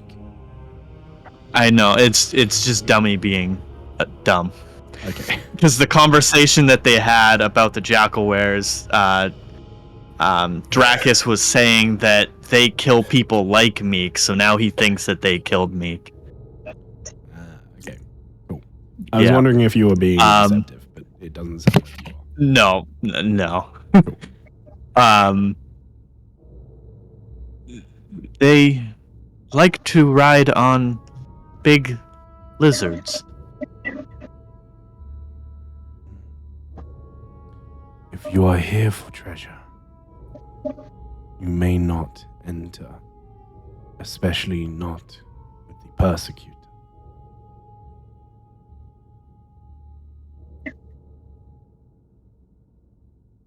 And with that, you see the sands begin to swirl again. They sink back in.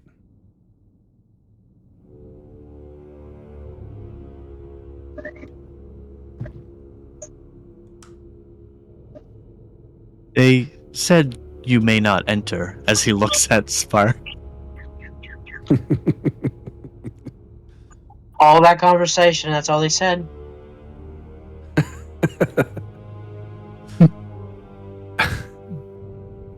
They asked what I was afraid of. And what did you say? Well, that sand looks dangerous. It ate my weapon. And did it apologize? I didn't ask for an apology, should I have? It took your thing.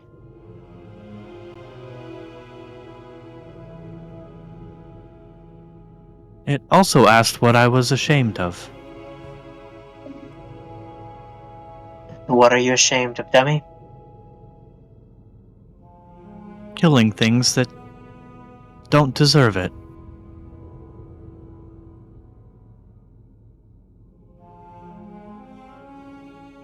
And what did it say to that?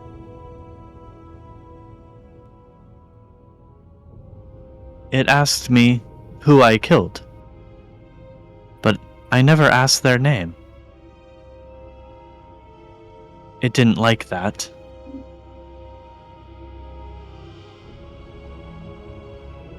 It also didn't like that you attacked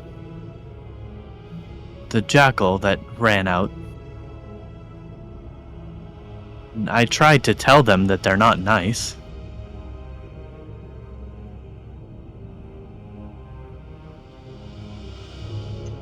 And how did that get me to not be welcome in? Because you killed them.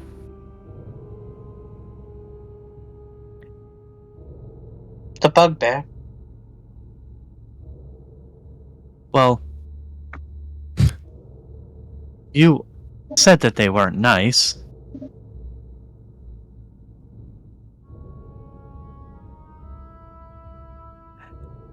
Luna's gonna walk over while this conversation is happening and just gonna be like, did one of you understand that thing?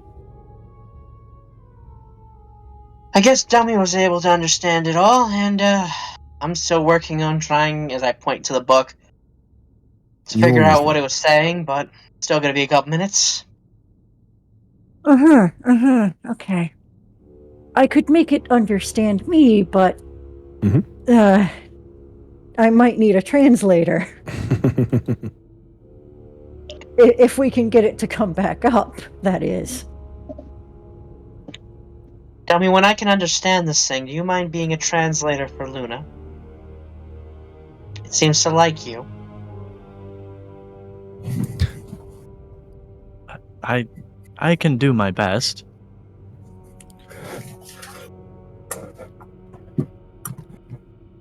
Yeah, when the comprehend languages work, I'm just going to reach in and throw like 2 gold into the sand. It didn't Okay. work last time I did it. Maybe he needed more. You throw in the 2 gold. You hear a voice in your head. It is too late, persecutor. Oof. I'll say back. Could have been a simple misunderstanding. Could you come out and talk? A moment passes, and the sands swirl again as it rises. I understand.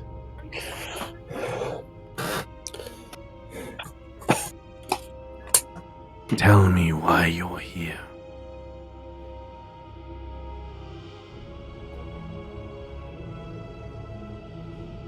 In common, Dummy's gonna look at Luna. Why are we here? Allow me. Hi. My name is Luna. I'm here in this wonderful temple as an explorer. We all were hired by someone to take notes and just tell what this place is and why it's here. But yeah, so that's one of those reasons where I totally You have come for treasure. Am I wrong? Treasure can mean many things, friend. It could mean gold, it could mean jewels, or it could just mean information. So you do not All things are come valuable. seeking gold or gems or weapons. Luna's gonna look back and forth like, oh no, of course not. Who gave you Well- that impression? Roll me a deception, please. Is the door in front of us locked?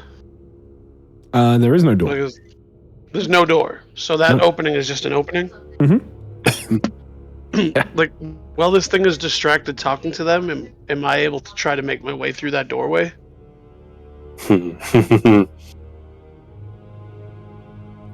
Yes, absolutely. 30. It looks at you. And it like shifts forward slightly. Your tongue is silver, but I know that you lie to me. You have come to take what does not belong to you. The persecutor and the thief working together.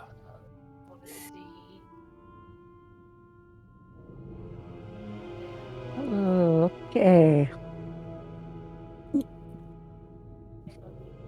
Thief is a strong word. I was bound to protect Nashville while he sleeps. You have no business here. And it turns. Does that name mean anything? Roll me a history. Actually, I'm gonna say this. I need you to roll me a history. You have disadvantage, for reasons, and it's a high check. Well, I'm going to use my inspiration to gate that disadvantage and just have a flat roll. Roll me a straight roll. You have. Oh, if I want to Clap. You have not heard of this name before. Sorry, Krollik. What were you asking? If I want to sneak to the doorway, do I gotta roll for that? Technically, you already have a stealth going. Yeah, roll me a fresh stealth because you've definitely been sort of you spat, you did some things. So roll me a fresh stealth roll. Okay.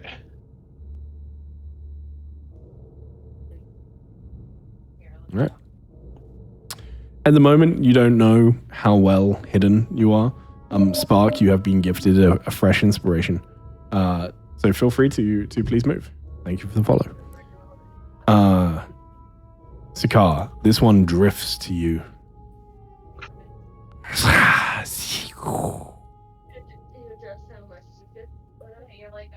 Each one would be like 2 teaspoons. So you'd be like, feed 3. For those of you over the other side, you hear as it gets really close to Sakar, you can almost feel the tips of your feathers starting to singe as it moves. And it says to Sakar, you were allowed to enter. I was? I would translate for him. Cool. And you made the offering. But now, what are you most ashamed of?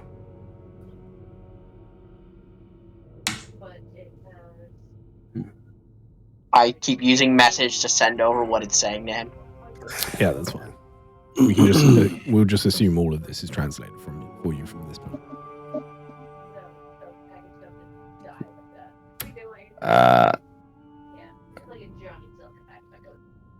My jealousy for magic users, or of magic users. Why shamed that? Because I never had such talent. I had to come up with my own ways. It shifts for a moment and looks at you. Why can you not cast? Why can you not call upon the song of magic? I'm not sure. What sort of creature lacks that ability?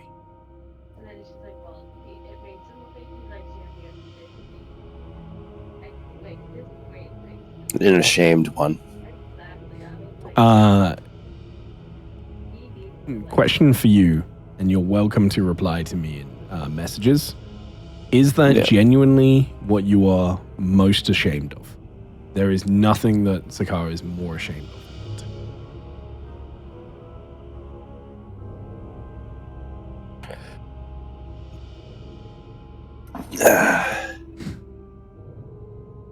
I'm messaging you.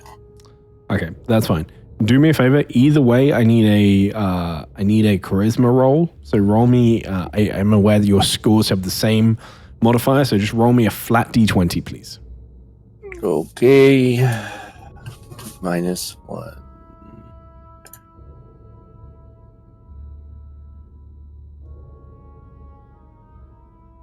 And So feel free to send me that message.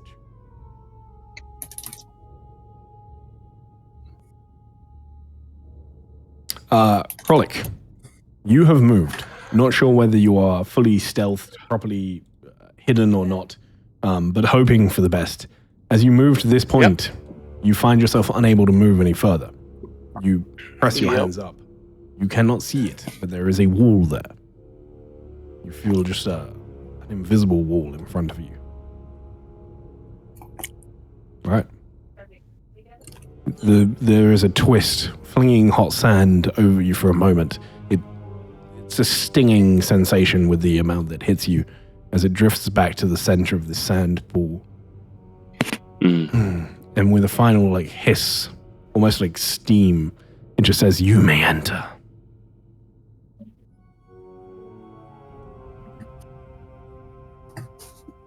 Me? I'm real dating him Yes. now. Oh boy. All right. I mean, they know what's going on because they had to translate that for me. So we'll, come right up here and just walk right through.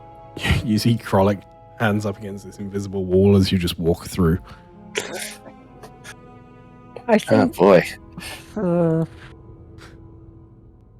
Luna is going to take 5 gold out and just drop it into the sand and be like, "Allow this to be a token of my apologies for the deception earlier. Hopefully we can come to a future agreement. You want to come to an agreement? Oh no. Mm-hmm. You want me to let a thief in? You want me to betray Neshral?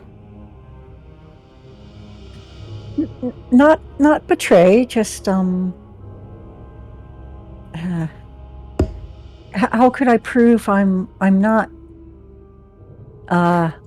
planning to steal anything?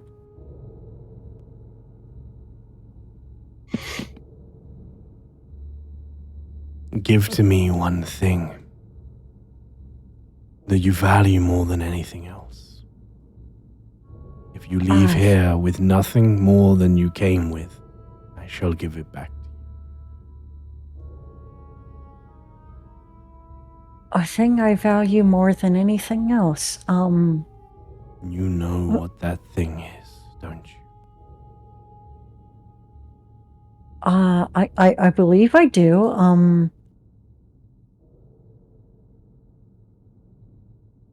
Luna's just like staring at her harp, like, well, just like looks over at Spark, like, okay,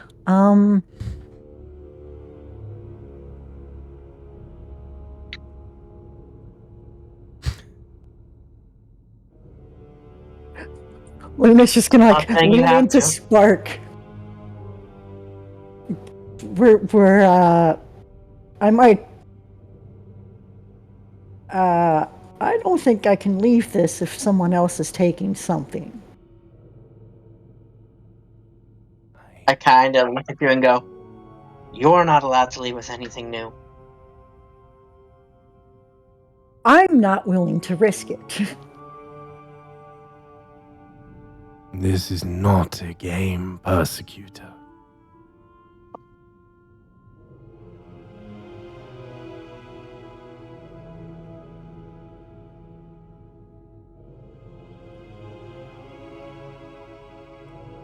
Are we safe inside?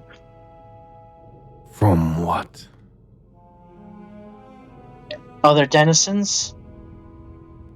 No. My sands will not burn you. That is the only promise I make. I do not control the others. What of Azarella? I do not control Zirella.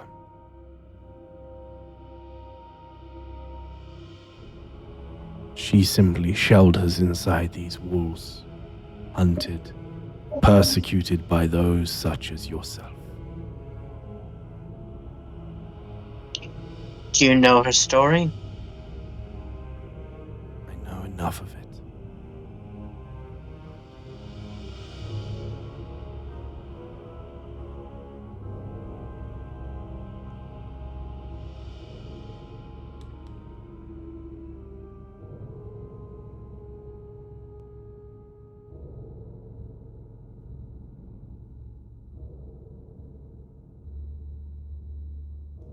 Is there anything we can do without leaving things that we'll need to protect ourselves?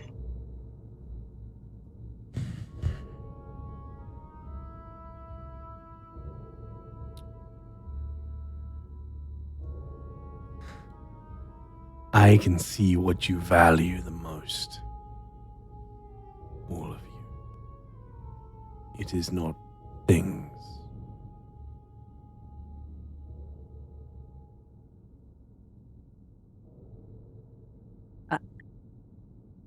Now Luna's gonna look really confused, like,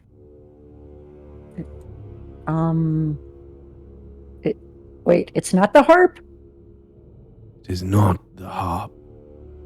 You have survived without that in the past. What I will take from you is something that you fear you cannot live without.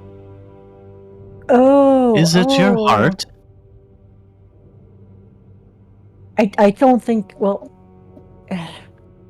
speech. It's probably speech.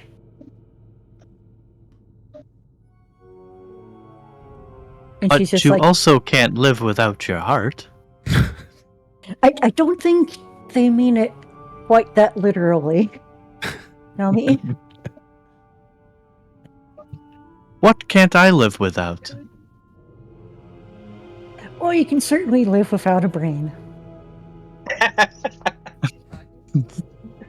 Whoa! That's so mean. Oh, you pissed it off. Here we go. It gets closer to you, dummy. You are more complicated. But you value the strength to protect others.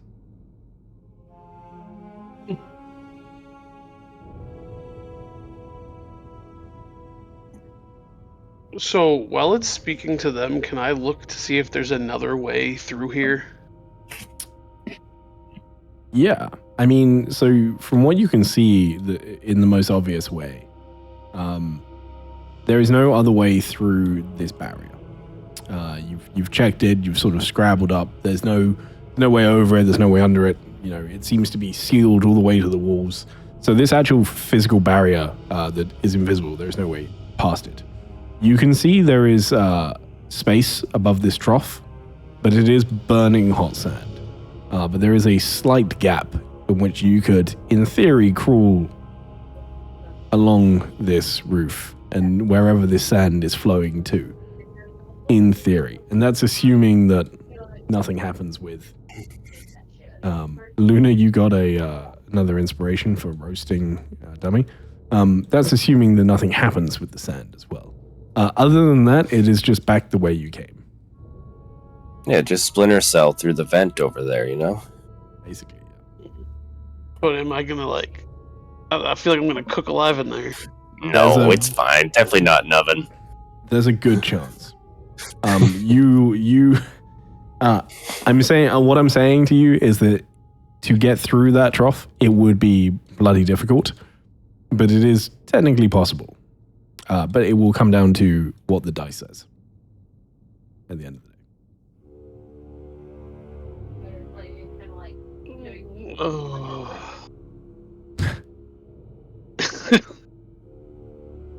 Okay.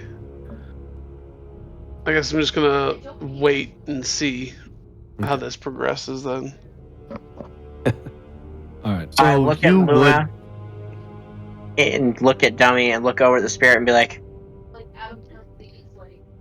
so if I let you hold on to the memory of my family, you'd let me enter? I just wish there was more going on there. There's silence for a moment, and you can see it contemplating this. Very well. All memories of your family, and I shall let you enter. And I have your word to be returned if I take nothing. There's no verbal response, but there's almost like a slight curtsy as the sand just billows up. It's a very obvious bow, curtsy of respect.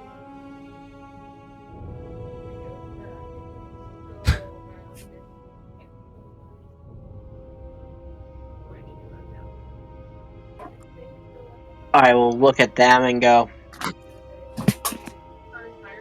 I guess this trip is from knowledge. And I will reach out to shake a hand and step into the sand to make a deal and see what happens.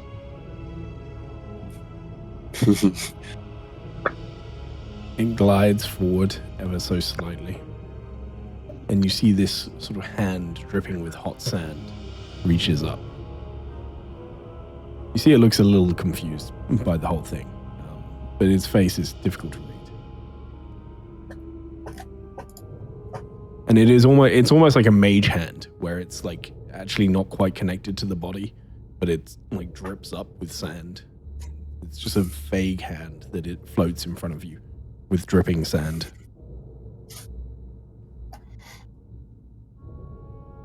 You take the hand? We'll take I will take nothing but knowledge from this place. And shake the hand. As you do, all memories of any of your family at any point disappear. Would I be seeing it like a speed, like a light flashing before your eye moment, like it's all leaving me? It feels like the memory, like you feel this flash of pain, like a headache. It is very, very quick, but as the memories very literally burn and dissipate. You see, I you just do see reach that up sort and of just moment of reliving. wipe a tear, like that tear from my eye, upset about something but not knowing why. And can I walk on the sand towards that door? You will sink in a little. It's difficult to walk on the sand, but yes, and it does not burden you as you make your way forward.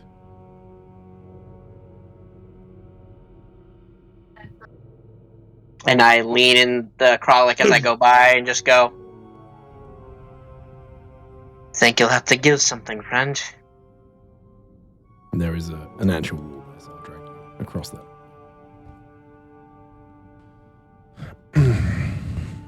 I am sorry to ask this, but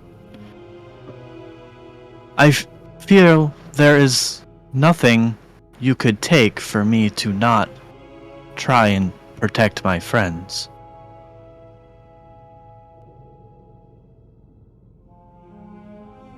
It turns to you. Will you steal from me? I was never going to steal from you. I am here to protect them. I feel an interesting spirit in you. You remind me of those of the past.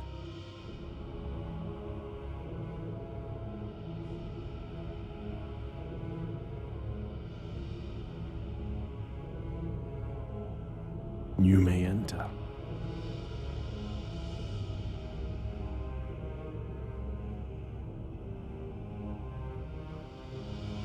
Are you coming, Luna?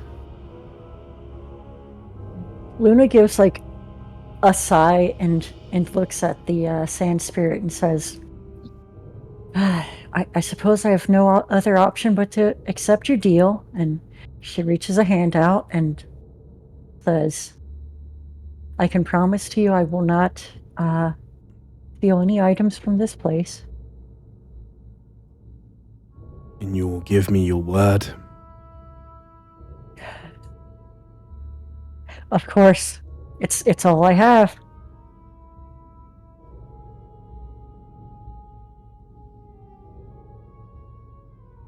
What's your thought process here as you're making this deal, Luna? Like how are you feeling? What are you thinking? Luna's like absolutely terrified, but also just like, hopefully this makes a good story later. And hopefully I'm able to tell it one day.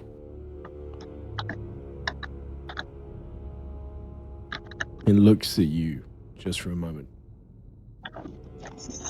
Real question, are you still planning on trying to loot? No. It looks at you, there's just a split moment. It says, you can give me your words or your beauty. Pick one.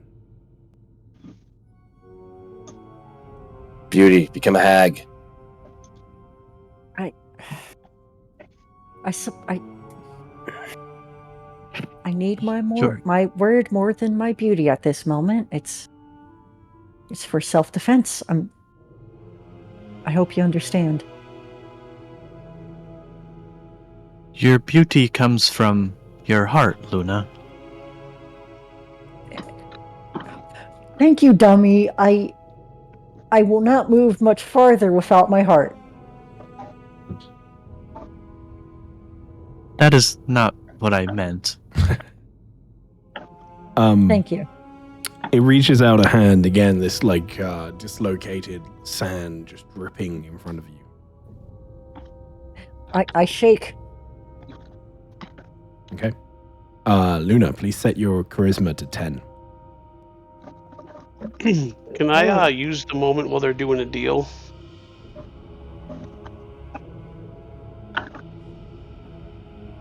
Yeah. What would you like? I would like to try to use my Smurf magic to disguise self. I'm going to try to disguise self as Spark, as he's already through the door, so that I may try to use that to get me in. Okay. You disguise self.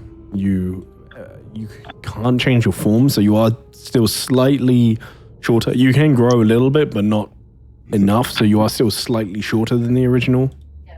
You're kind of more like static. I'm gonna pull you two through as you're about to pass, and it turns to look at you. And what of you? You are here to loot.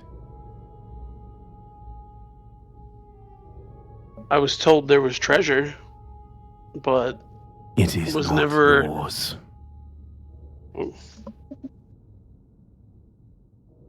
Well then,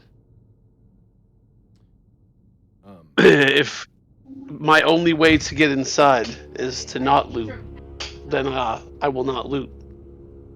Is that true? Yes. Well, maybe I should reword it. If the only way to get through is to not steal from you, then I will definitely not steal from you. Roll me a persuasion, please.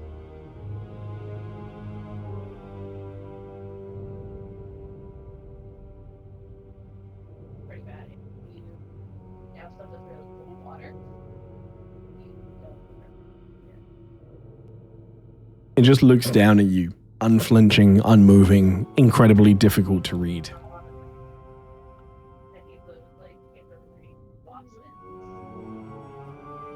What are you most ashamed of? And before you answer this, before we continue, I want to make one thing clear. There is still some translation work that is having to be done, but sound passes through this barrier without any issue. So everybody can still hear what you're saying, and they are still necessary in order to translate some of this for you. Okay. I'm most ashamed of trusting someone I believe to be a brother and allowing them to pass ill will to those I cared most about. You are most ashamed of trusting.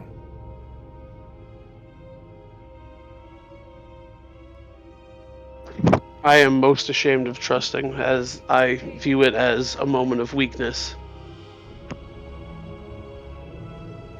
Trust is more than most things important.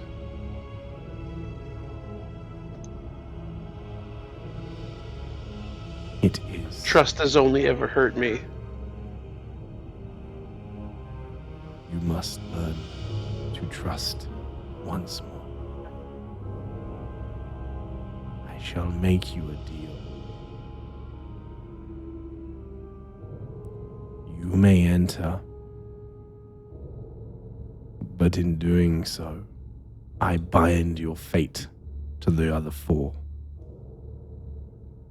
You must learn to trust.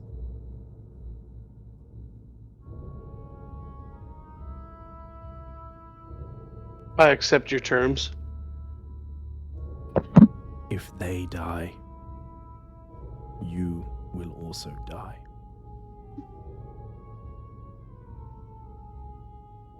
If they break their pacts, you will suffer the same consequences.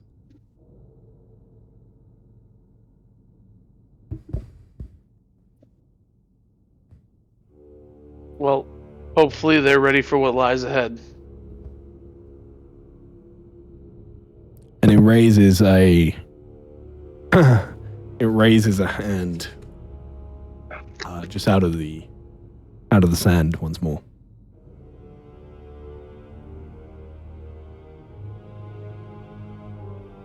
I extend my hand out to the sand hand. Sand hand. Sand hand. As you shake the hand, it disappears back into the sand. And as you turn around and tentatively put your hand up, there's no wall there.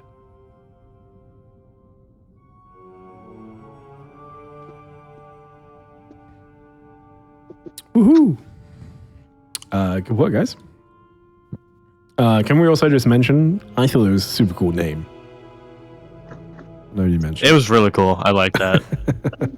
just the name. I didn't ask. I still didn't ask for a name when it even told me I should always ask for a name. Crazy man. All right, let's go ahead and take a 10-minute break if you don't mind. I am busting for a piss. So if everybody's happy, is that all right? Yep. Mhm. All right. Wonderful. Works To for everyone me. else that is watching, thank you very much for being here. We are going to take 10 minutes. I'm going to put the slides back up so you can see them. Yay. 10 minutes, and we'll be back. I'm going to leave you with a little advert. I think pretty much everyone here still has a sub, so you probably don't have to watch them.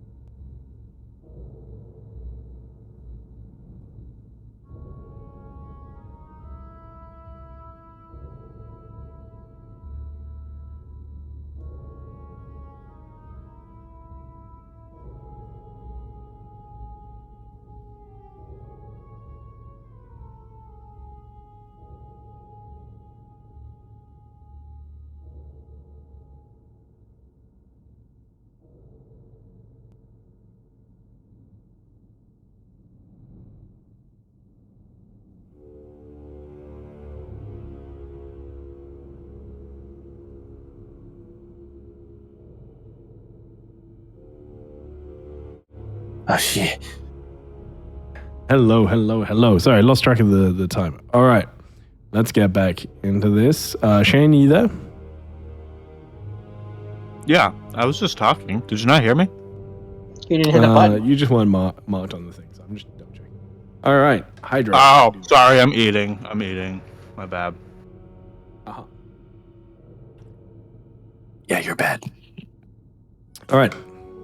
You make your way in. You see another golden dome, and you all have a moment to process what just happened if you need it.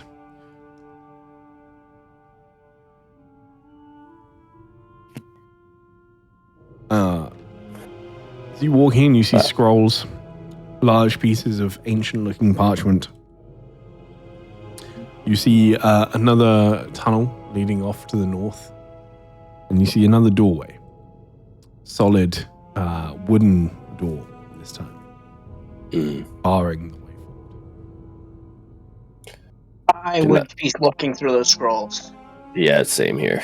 You have to be careful. You realize this very quickly, as they are extremely delicate. There are writings here. Go ahead and roll me an investigation, please. This is for anybody that is looking through the scrolls.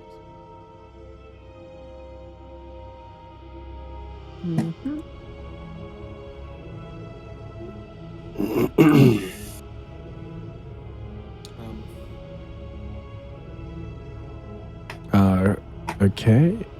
Dummy, I'm assuming you're not looking through the scrolls? No, Dummy's gonna be looking at them. Do not steal those. We know, dummy. Okay. So you start looking through Sakar, Luna. You pull these scrolls out. They're very difficult to manhandle because of how delicate they are. They almost start to like wear away in your hands. And you start to open them. You see writings of almost like pure gold. It looks like somebody is writing in gold. But the actual writing itself, you cannot read it. Let me double check that before I say this. Yeah, you cannot read what is written here. It is incredibly intricate. There are some drawings of what seem to be like arcane sigils and glyphs. I would be able to understand it. You can. You start reading it. Comprehend languages. However, it appears to be... No, I understand why. You're okay.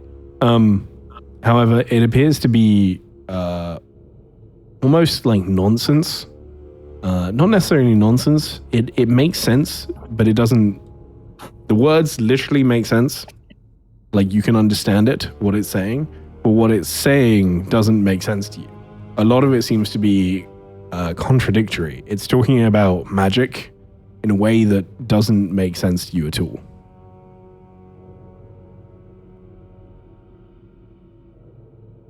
I would be just trying to make as many notes down in my book.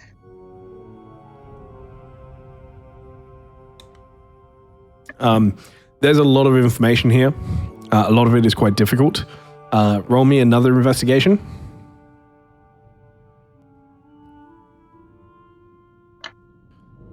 You get a decent amount of this copied down. A lot of it has to be copy. There's not a lot of this that you can interpret just because it seems quite bizarre, but it keeps referring to magic in a way that as if somebody is talking about music. And it's talking about, and it's referring to magic that you've essentially never heard of being able to like do very abstract things that seem out of the bounds of spells that you know of. And it talks about like invocations and spells in a way that you haven't heard before.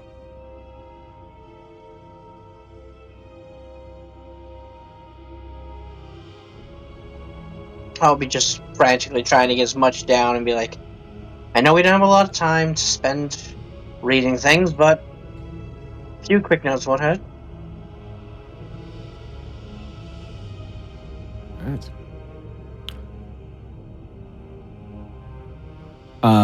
Whilst this is happening, so the four of you are sort of, or three of you really, are busy. But Frolic, what are you doing in this time?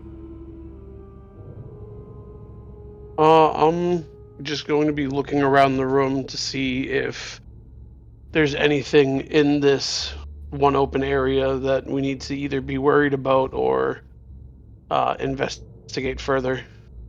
Sure. Roll me a perception, please.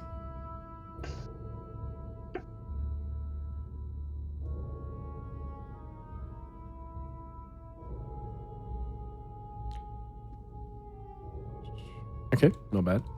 You look around, having a look at the room. There is nothing that you see that you should be worried about. This room seems rather mundane in comparison to a few of the others. What I can tell you with a 16 is that this door, you see quite a few tracks leading in and out. You see that there is no sort of like locking mechanism on the door. As far as you can tell, it does not appear to be locked.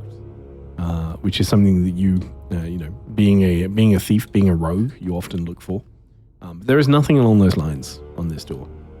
You see that a lot of these scrolls have been kind of haphazardly placed, and there is as if they've been sort of moved, relocated. And you can also hear with that very, very light, like almost deep breathing from behind this door. Very, very quiet. Almost like a snoring, but not asleep. Okay. Then I will announce to the group that there is something breathing behind the door. It sounds like it's a ways behind the door. Like not just Oh, from okay. the side, because So it's of not how like right on faint the it other side of is. the door. Okay, so there's something breathing in that room, and I'll point at the door.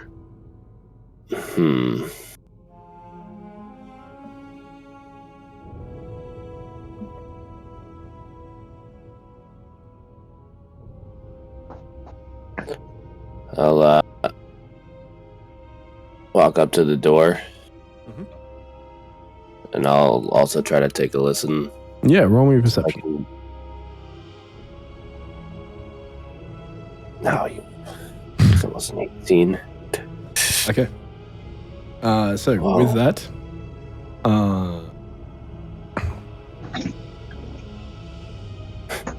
with that, as you listen in, you hear heavy footsteps as well. You hear that same sort of like deep, almost guttural breathing, and it sounds like something that is almost like struggling to breathe, you know? But you hear heavy footsteps shortly after that, and the sound of another door in the far distance open and close. And with that, the sound of the breathing disappears.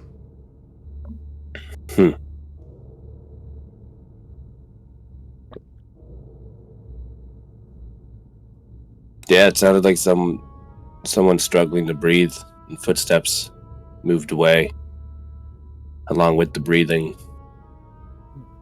So whatever it is, it's mobile. Is it the jackal we attacked? I mean, it definitely could be. We messed it up. Would I be able to attempt to make a sneaky peeky through that door? Through which one? The one that I'm standing at. You said it was through not the actual locked, correct? Yeah. Yeah. You just want to try and open it? Yeah, but in a quiet manner. Okay. Go ahead and roll me a sleight of hand, please. Not a problem.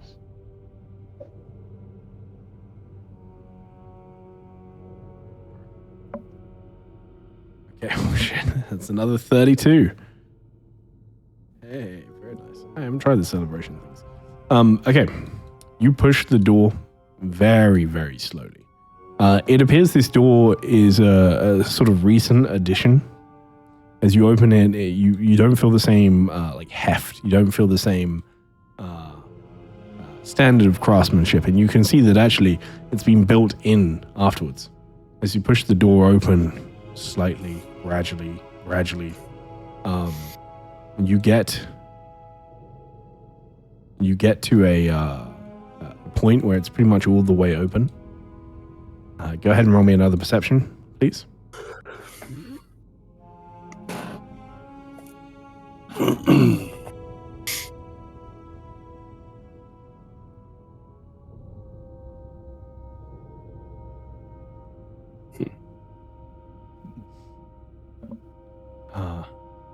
All right. You can't see very far, and that's mainly because this door turns immediately into a corner, and there's really nothing to see here. You see it turns the corner. There's a long stretch of plain corridor, but realistically, you don't get to see much here because you hear a distinct click from above you as the door gets past a certain point. And I need a deck save, please. No. Oh no. Rogues. Really good at those deck saves. All right.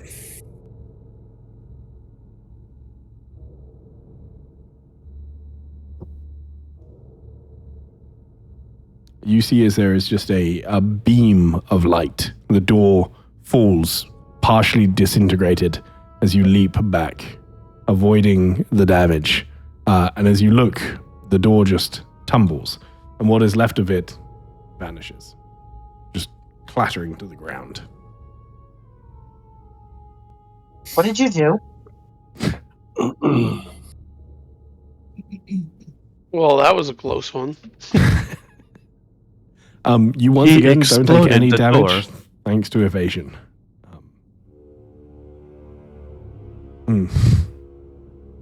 Can you do that with all the doors? I hope not. But you made it disappear. No, I believe a trap did that.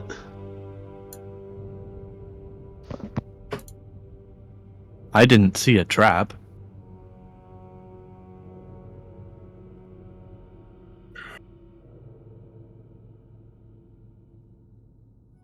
Well, is it clear to go now? Do we want to check up here first before we go deeper? I don't know if there's another path or not up this way. You can see. Go take a look. I'll take a little peek. Oh, there's definitely something up there. All right. You turn the corner. You see...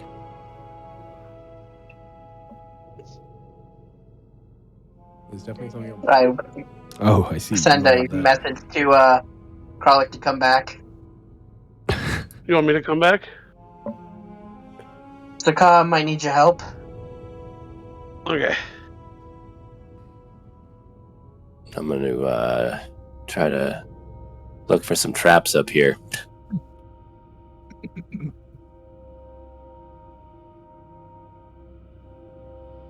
Well, there's definitely something. Definitely something up here. All right. Go ahead and both of you roll me a perception roll.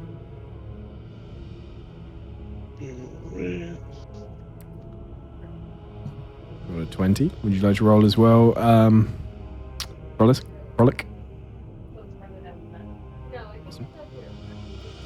So you both see as the actual tunnel stops, you see it drastically opens up.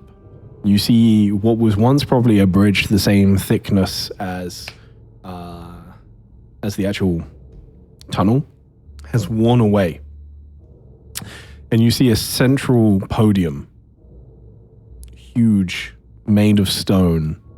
You can see just small markings etched, carved all over it. And you can see this bit here, I don't know if you can see it, is sand flowing again through a small trough that flows from left to right. From the looks of it, around the podium in this section here, all you can see is a drop. But from here, you can't see how deep it goes.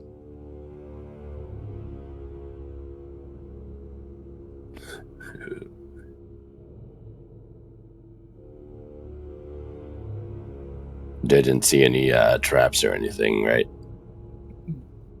From here, you don't see any traps.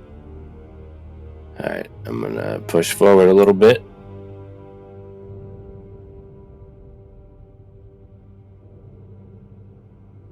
Oh Lord, maybe this is the deeper way in.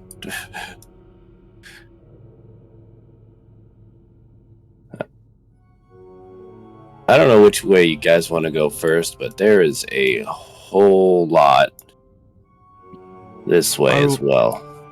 Are we already lost? No, we're not lost. It's just figuring out which way to go first. Just casually It's just exploring. multiple routes, yeah.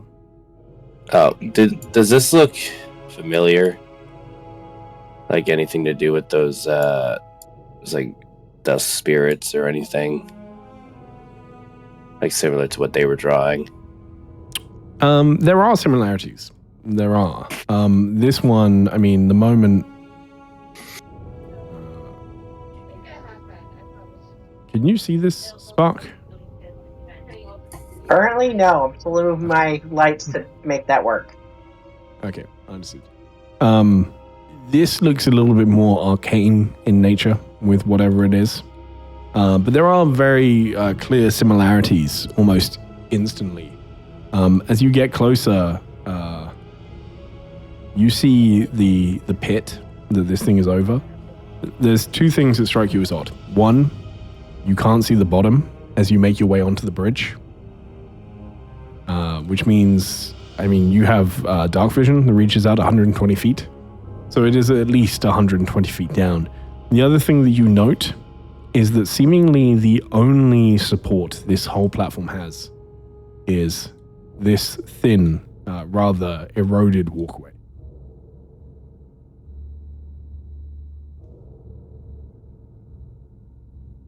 And have I ever seen, now that I can get a view, have I ever seen any of these symbols before? You have. Roll me an Arcana.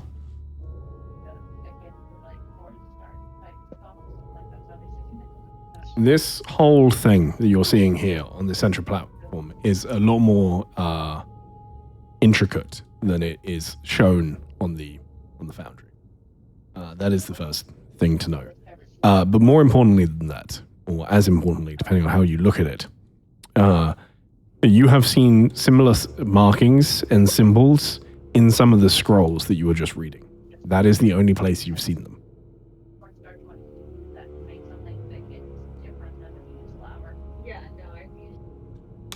But they are far more numerous and far more intricate and complex in this form than they were on the scrolls.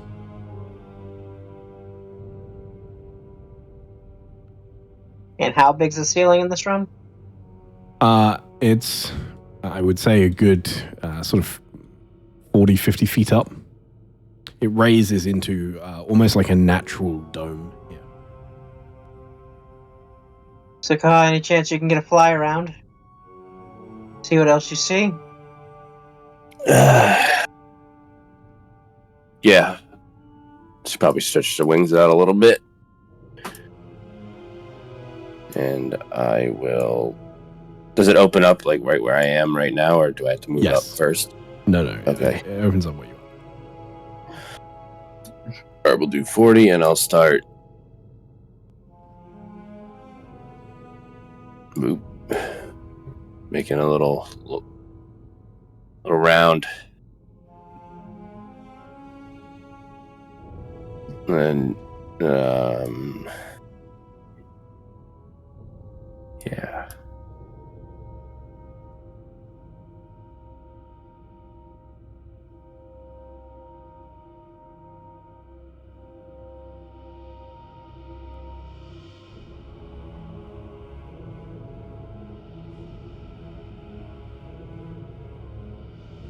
All right.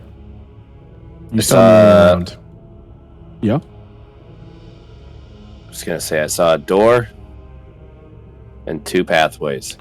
Yeah. So, to give you a little bit more context on that, what you see as you fly around this huge, like, natural cavern You see there is a door over here. This door that you see over here is not the same as...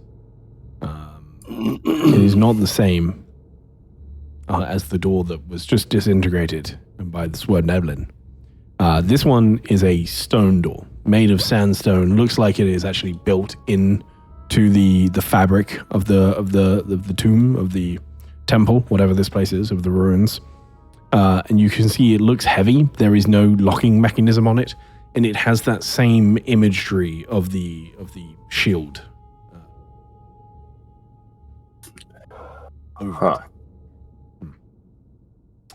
You also, as you circle, hear hushed voices coming from this corridor. Multiple people talking, people communicating. Okay. All right, I'll point in this direction. There's multiple voices that are hushed over here. And then I'll point towards the door. There's a door over there. And it's got the same symbol of a shield over it. Other than that, you really don't see much from your fly around other than what you'd expect. There are etchings and markings on the natural cavern wall all around you that just seem kind of round. Like they don't seem like they mean much. Mm-hmm.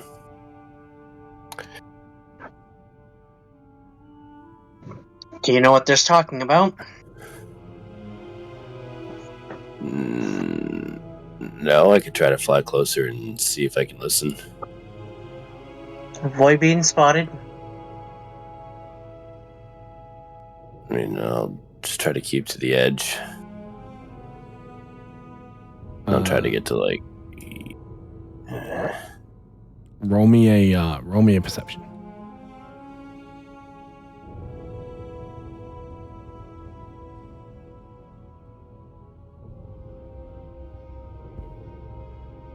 All right. With a 23, as you get to this point, you hear two things actually. Firstly, you hear sobbing, like actual sobbing, and then this like the sound of a very like crack, like a whip. This yelp of pain, and like angry tones. Okay. You can't make out enough of the conversation. There is like whispered words. A lot of it is just like words like "be quiet," "shut up." You hear one thing, I would say, towards the end. You hear, "They're coming." All right. Fly back. So there was some crying. Sounded like someone used a whip on somebody. There was a cry of pain. And the last thing I heard before I came back was, "They're coming." So whoever it is knows that we're coming. Do we have any idea what might be down in that cavern? At this point, anything could be here.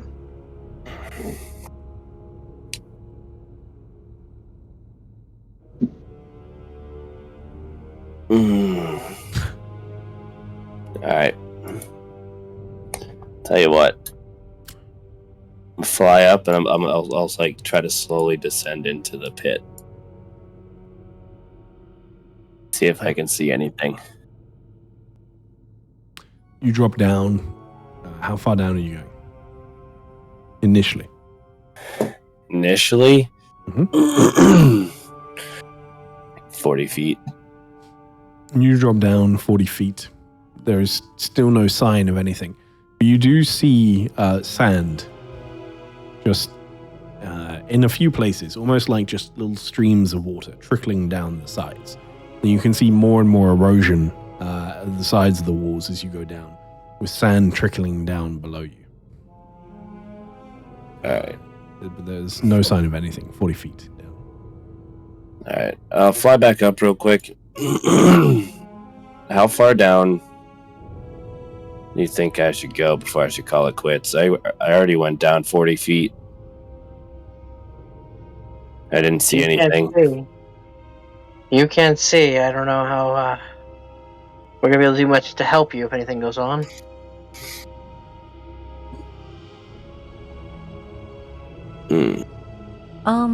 Actually, I could cast Fly on myself with the harp and follow Sakar. But I don't have Fly in my spellbook, because I didn't add it. Would I be able to cast non-detection on Sakar?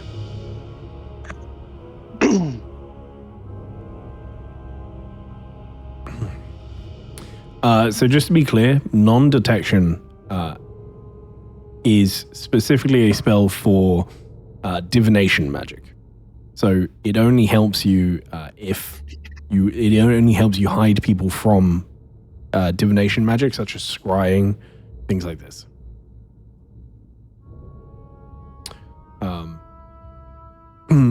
So from the actual act of like stealthing and hiding, it's not that helpful. Okay, so alright. Then we'll do that. The spell that you want to try and pick up for that if you want it, and it might be a case that I'm not sure where you get non-detection from, but it might be a case that you could actually grab this spell already. It's called Pass Without a Trace. Okay. That might work well for you. Oh, okay. So that comes from Swerve Neverland magic.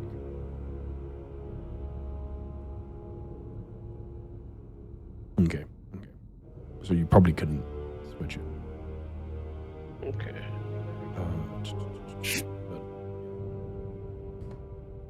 All right. So, Sakar, Luna, are you both heading down? Luna can't. Luna, you've been gifted another inspiration. Would you like to gift it to somebody because you have Yeah, I have. Yeah, I'll gift it to Spark. Okay. Hell yeah. Yourself an inspiration. Much love. Thank you, kid. All right. All right. So, you guys want me to go down a little deeper, or? For that, maybe the two of you figure out what's around that corner. The two of who? The harp I have lets me cast Fly on myself. Oh, okay. Or maybe other people, but... Okay.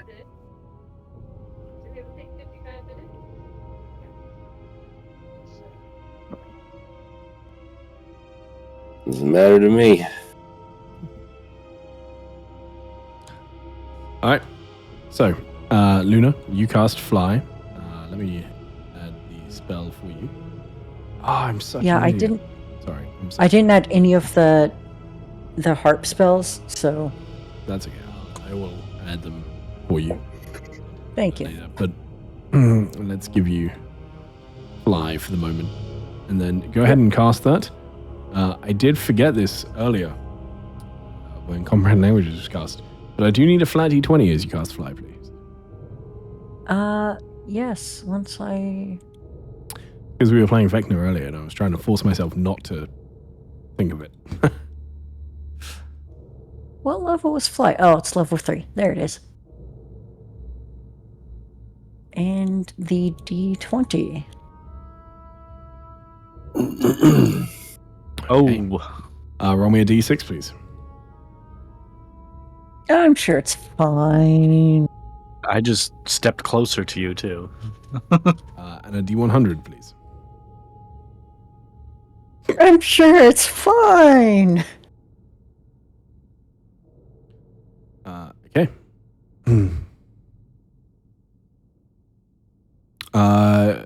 Choose somebody within 5 feet of you.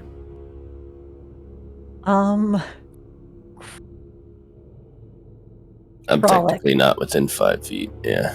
Yeah. I'll choose Kralik, I guess. Frolic, you gain a flying speed equal to your walking speed. That. You can fly? You can fly.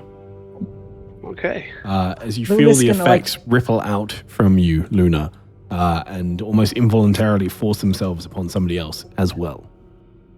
Interesting. Well, that was a little convenient.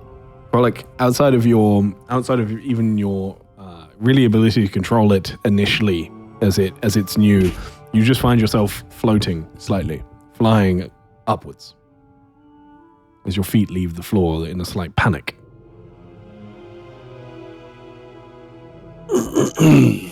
What is happening here? Looks like you can fly without the boots.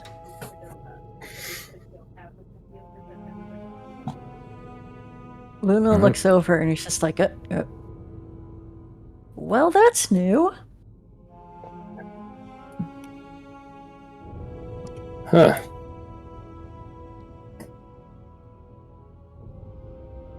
Alright. Well.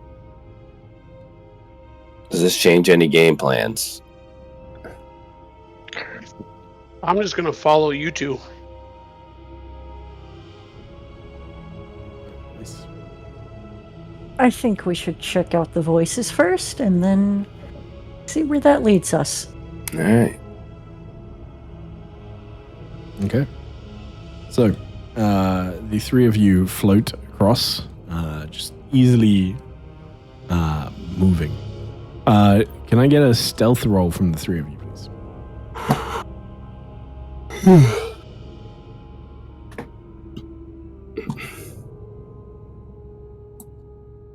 All right, 24. Very good. 20.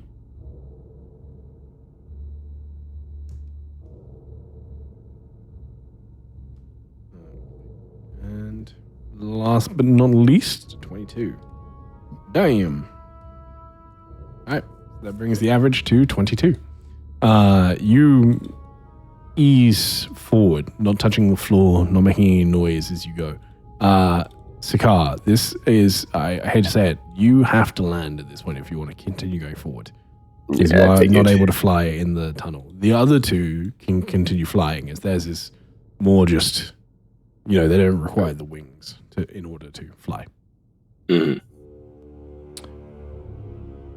But as you get to this point, you hear that murmuring is stopped as they hear the gust, like the movement of the wings ever so slightly moving around. And as you land softly, not making any noise, the absence of the movement of the wings makes them all hush very slightly. Mm. Which one of you wants to move ahead?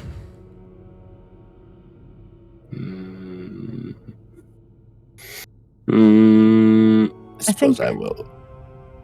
Luna would probably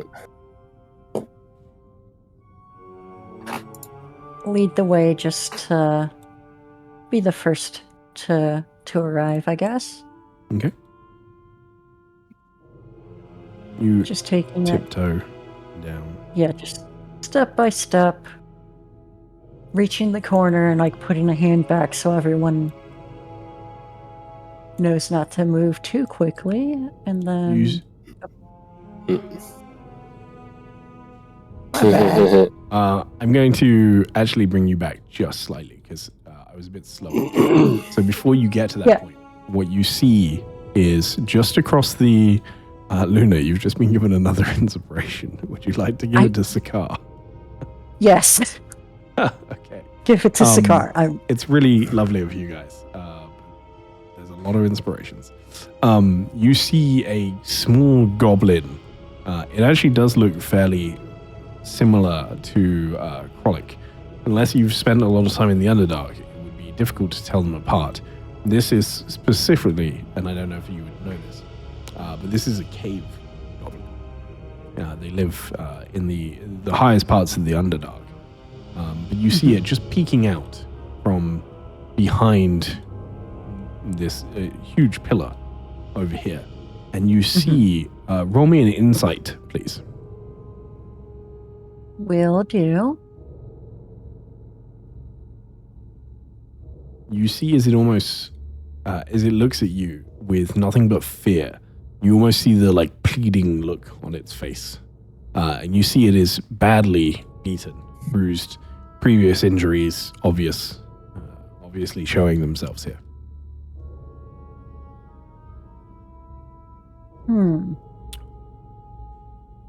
Luna's not gonna like draw a weapon or anything, but is going to, I guess, seeing that injured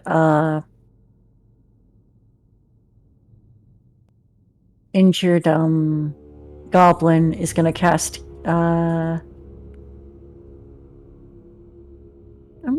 I'm gonna cast Healing Word on it at first level. Okay. Let me target that guy first.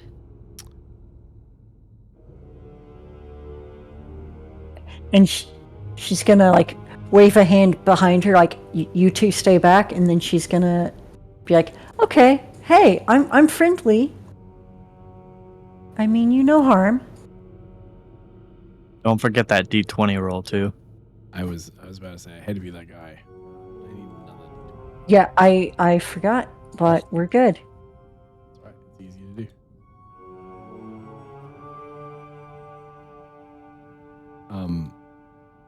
Sakar, make sure you add that inspiration. Technically, you have been given another inspiration, which means that whatever your next roll is, it will be with advantage. Yes, I think I technically started the session with one, and then yeah. All right. So I have two besides that one. As you look at this thing, you see it smiles, but there's still more pain.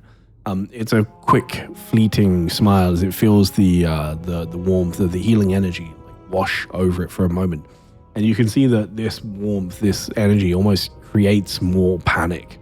Roll me a persuasion roll, please. You have advantage on this from your inspiration. And that is alt for per... Alt, right? Yep, alt. I don't know why that doesn't work. Like if I hit alt, it just... I don't know. I'm just going to roll it twice, because... I didn't even see the first roll. Okay, cool. Okay, so obviously Silver Tongue will kick in anyway. So that will be an 18. I'm going to roll something else here.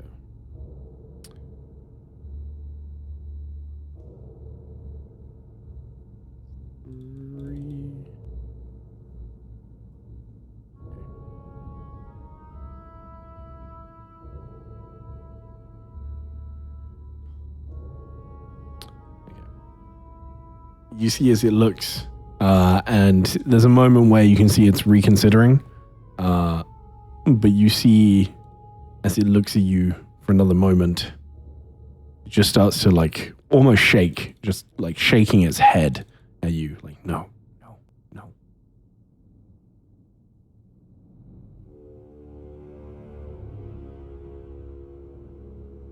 And it's going to try and do.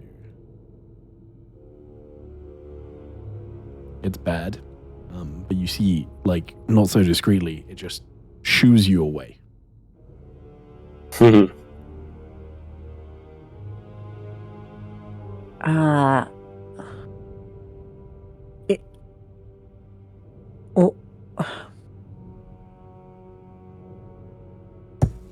I understand you can't speak, but is there any other assistance I can provide? Could you communicate? Are you saying this out loud? Yeah, in common. Okay. As this happens, you now that you've sort of made noise, firstly, your stealth is broken as you speak out loud, and you hear a cry from one of the jackals. You've just sort of heard how they speak at this point, and from inside, you hear one of them cry, "They're here! Attack! Attack! Attack!" And you hear that cracking of a whip again, just over and over, repeatedly now. And I need you to roll for initiative. Will do. Give me 2 seconds. There we go. Everybody, go ahead and roll initiative for me, please. I'm going to remove those dancing lights in just a moment. You sure? They're dancing. Frolic. If at the top of your sheet, at the top of your screen, over the right-hand side, there's a little symbol that's 2 cross swords. Yep. Well, nope. Sorry, everything just went away on my screen. So this web page was reloaded because it was using significant memory. And now I don't see anything. It is going to take a moment for it to reload for you then. All right.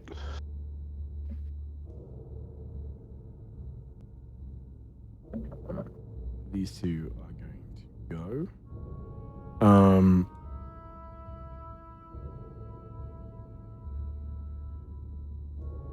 Is that what is the browser you're using? It's Safari. Use Google Chrome. Yeah, I'm gonna have to Do you mind if I roll your initiative just so we can move this bit forward? go for it.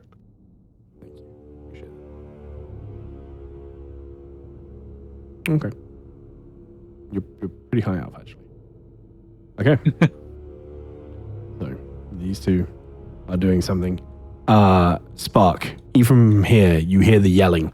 Attack! Attack! They're here! Attack!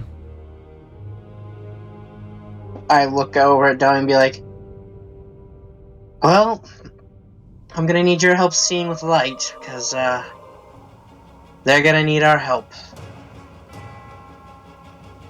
And I am going to target each of us and burn a 4th level spell slot to give us both fly. Okay. You both have fly. And there goes the lights.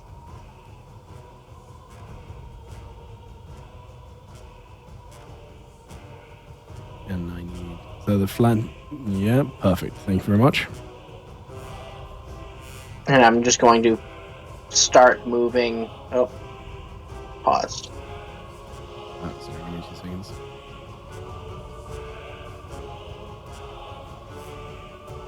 And I'm going to just fly out the direction I think they went, but be basically going blind. Okay. Perfect. Thank you very much. Just going to move gleefully, not gleefully, but like yelling as it runs forward. He's going to bonus action dash, runs at you, and is going to multi-attack.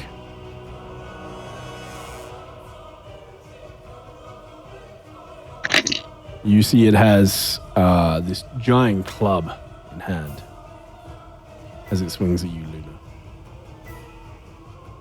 Once, twice.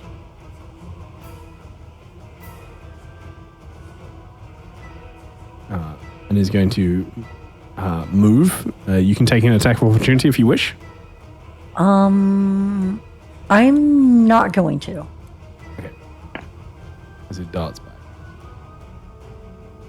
Frolic, you see a cave goblin run forward with a bone and half-heartedly swing at Luna.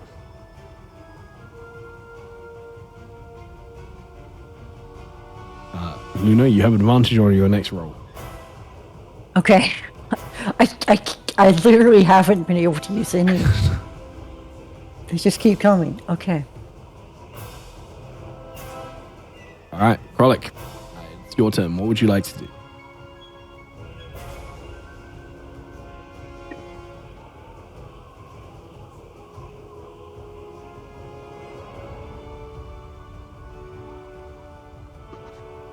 Zach, we still got you?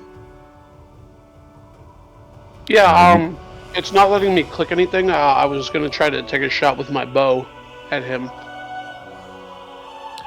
Make sure you double right click to target first, and then maybe try. Okay, there we go.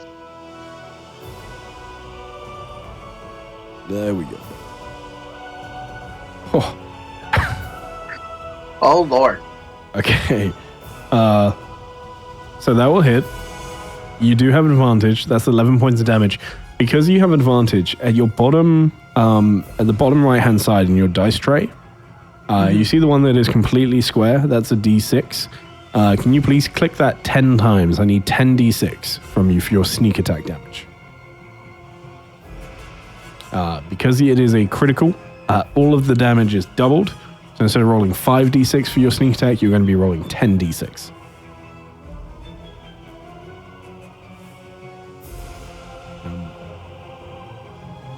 Okay, so that's another 33 points of damage, which is just a clean shot with your short bow. It pierces straight through the eye of this goblin, and this thing just drops, limp, instantly dead. It was massive overkill as this thing just drops to the floor. And you hear this squeal from multiple small creatures inside the room as they see this. Thank you for the follow. Could Luna like speak to the rest of the party at this point? Yeah. Like I asked that you don't have like massively long conversations, but speaking in combat is always free. Luna just turns around. It's the Jackawares. They're being commanded. Focus.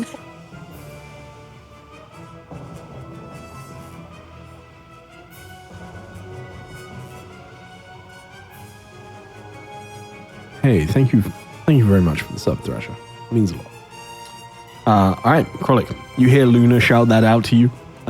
It is still your turn. Obviously, that's your action, but you still have your movement and a bonus action if you want to do something.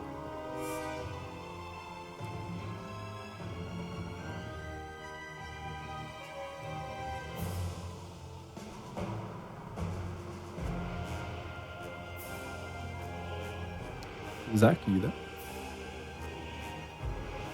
Sorry, my mic was up. What are my options for bonus actions? So the main ones that you're going to have, you can always disengage, which isn't going to help you. Dodge, or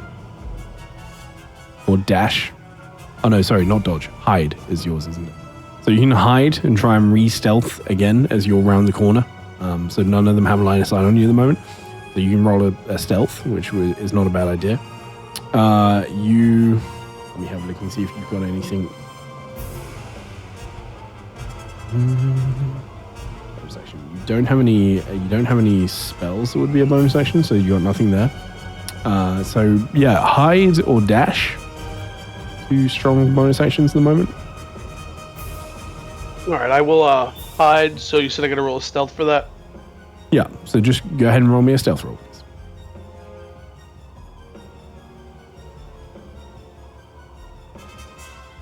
All right, perfect. That will be measured against their passive perceptions as to whether you're hidden from them or not. So that's good to know. Do you want to take any movement? Yeah, I'm gonna go. It's not letting me move my character. If you have your character selected, you can also use the arrow keys, which might work better for you.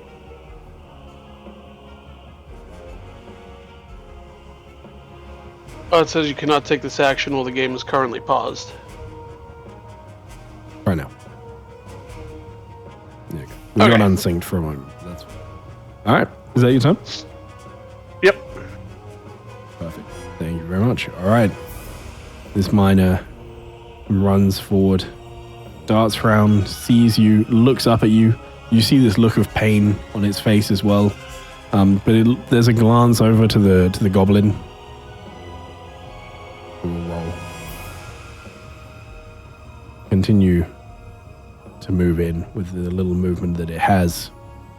and more of them start to just run across. And this one will move up as well, running 30 towards you. Luna, it is your turn. You can see them all beginning to close in. Yeah, I'm gonna take an opportunity attack if that goblin wants to take it on me, but I'm gonna run forward. That one's actually a kobold, but it doesn't take the attack of opportunity. Okay, so that was 15. Plus another 15. I'm gonna get into the center. I'm gonna attack the first Jackaware I see with. You see them all freaking out at this point, going crazy, shouting at you, like whips in hand. One of them whips one of the goblins, shouting at it, "Kill the tiefling! Kill the tiefling!" I'm going to cast Shatter on that. All right. Yeah, place an emblem. Right there. Also roll me a flat d20. I gotcha. Roll me a d6, please. No, it's fine. It's fine. A chaos ensues. The shatter goes off. There's an explosion of sound. And roll me a d100, please. Yeah, it's great. We're good. We're so good. Okay, straight forward.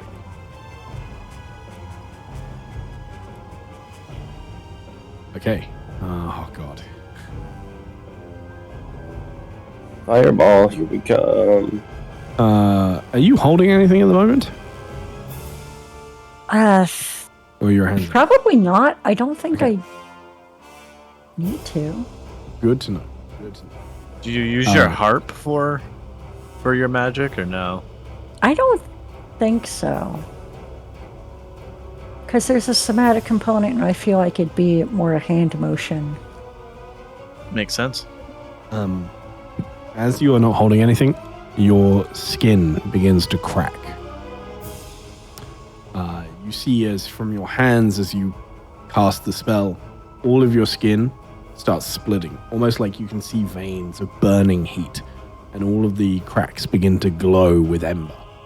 You see it spreads all down your hands like a curse. It doesn't hurt. You don't experience any pain from this, but you see as your hands are now just riddled, almost like veins on a leaf, but with flame and ember as they glow faintly.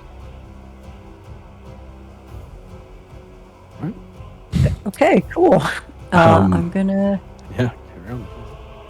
Do I have a bonus action? I'm gonna. No, I'm gonna just end my turn. Okay. Thank you very much. With this pained expression on its face, but seeing the death of the other goblin, this one will run up to you and swing with the club. Swing again. I'm not gonna use Hellish Rebuke. Okay, that will hit. It automatically rolls your con save, which is not enough, I'm afraid, as you drop concentration on fly. As that happens, you drop it for both you and the Frolic. Frolic, you are floating just above the ground as you drop back onto your feet. This orc, seemingly not as... you see the pain, you see the bruises, you see the whip marks on this one as well. You see it's just revved itself into a fury as it runs behind you. It's going to flank you. And with this, we'll use multi-attack. Seemingly having still to force itself into battle in this moment, but will strike at you. It's fine. It's fine. I don't need to retaliate. It's fine. Sorry, I broke it. I rolled them too quickly. The first one was a natural 1. Okay. Second is 5 points of damage. As it just punches you in the face. This one runs, leaping at you.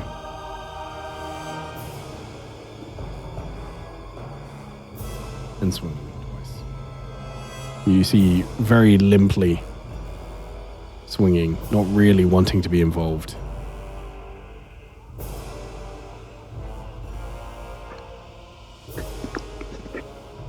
Dummy. I will fly in. I think you are not. You have no light at this point because you were using produce flame, right? Yeah, it is now gone.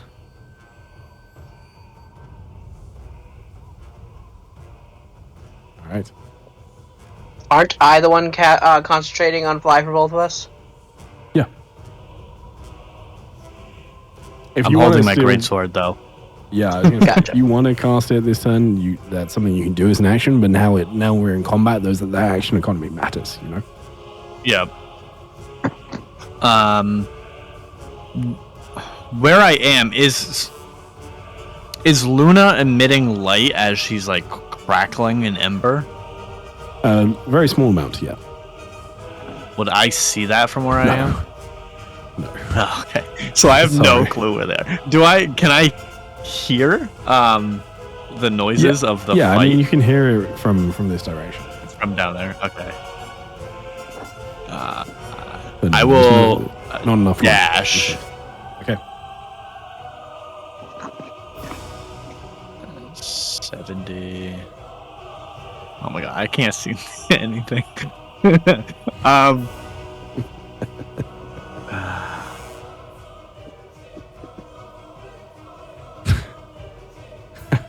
You feel your way along this wall. Yeah, I'm trying. You accidentally kick Frolic as you are like in his space at the moment.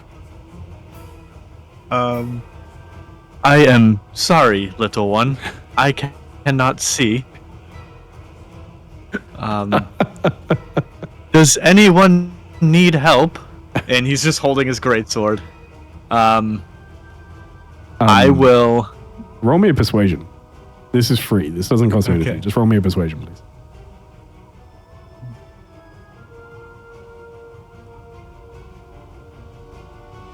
Perfect. That's exactly right.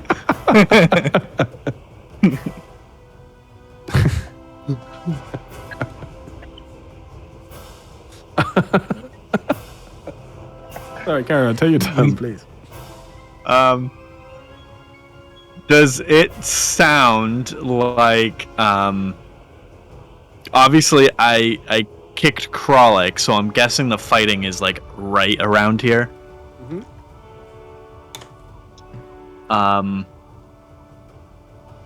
I will rage. I cannot see, and I'm scared. And I'll rage. Okay. Would you like me to apply that for you? I am going to click this and see if it works. Okay. No, I don't have permission to use it. Okay. Don't forget to roll your wild magic as well. Oh, yeah. I don't know why I forget every time.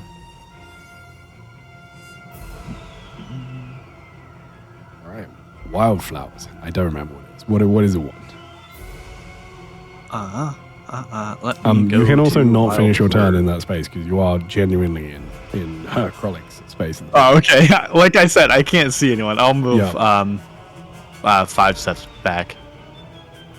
Shadowy tendrils lash out around me. Each creature of my choice that I can see, which is 0, must succeed on a Constitution saving throw or take 1d12 necrotic damage. I also gain the hit points. Okay, but you can't see anything. I literally cannot see anybody. I didn't even know I was on top of Kralik, to be fair. You 100%. Okay, perfect. Are you doing anything else? You still That have is my movement turn. left, right? No, I moved 80. 80 was on top of Kralik. You have 60-foot fly speed at the moment. Oh, fly gives me more. Fly is just a flat, 60 feet of fly speed. Okay.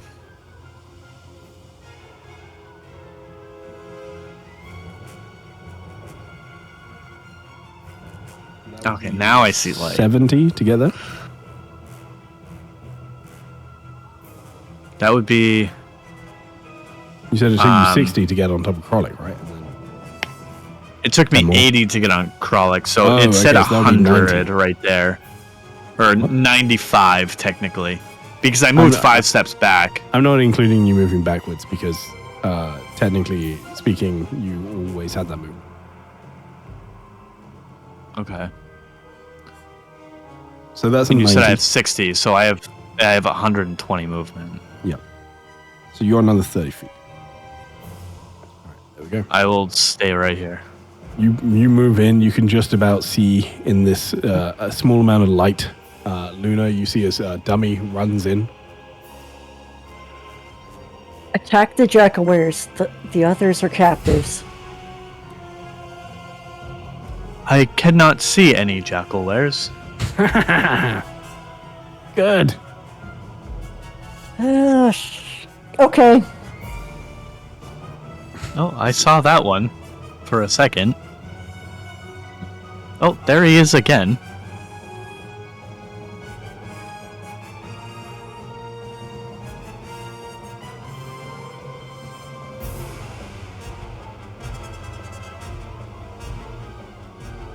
This one's going to run up and just tries to bring this pickaxe down into your foot.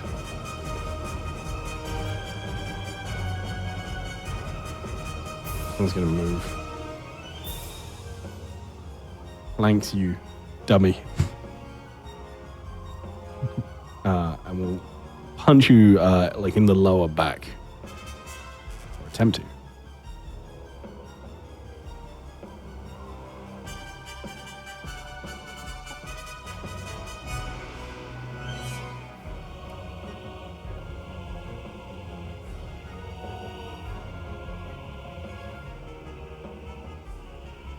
What are you concentrating on, Dummy?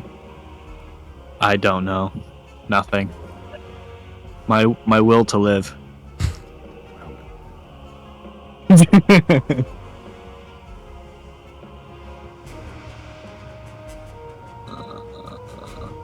You see more flame just hurling out of the distance towards you. I disabled the concentration, by the way.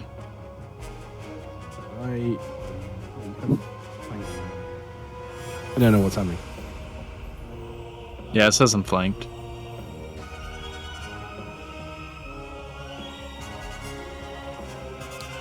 Okay.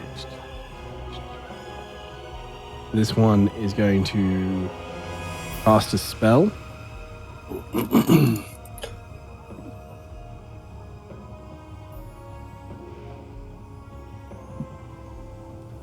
Luna. Yes. Oh, I see it. Well.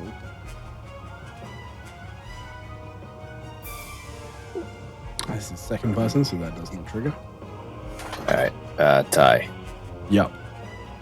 I'm not on the tracker for whatever reason, but I'm right after the 7.15. How are you not on the tracker? I don't know. I got a 7.14. Go ahead and roll initiative for me. Okay. And you got a I got a 6.14. 6.14. Alright, just carry on then. We'll take that one. Alright, as long as you're happy with that. This one's good job. Good job on spotting that. I don't know how you got. This one again tries to swing you. Sakar. It's your turn. You see Dummy blindly just like fly past you.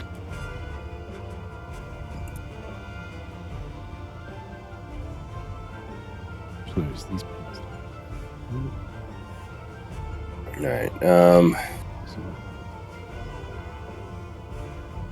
from quick glance, do any of them look like they Do any of them look like they stand out from the others? Of the Jackalwares? Yeah. Oh, this one, 100%.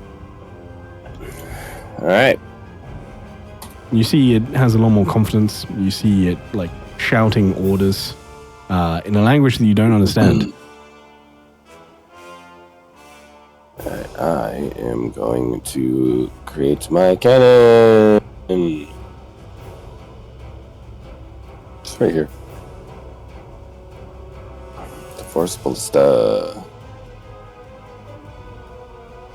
Should not have been an advantage. You were still hidden. Is it 20?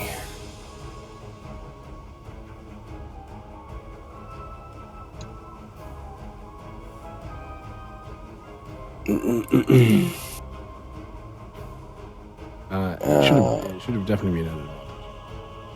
Okay. See, it pings out, hits the Jackalware as it howls. Are you doing anything else? Nope. Alright.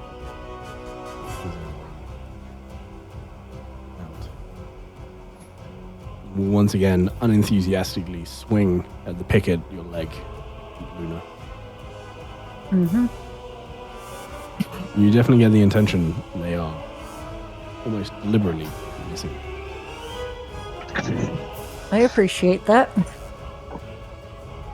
And this orc, seeing the crack from the ballista, runs down. Target you, Cigar.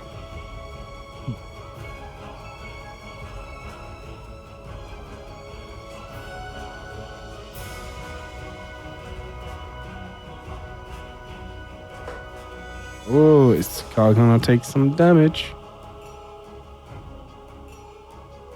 Oops. Oops. Well,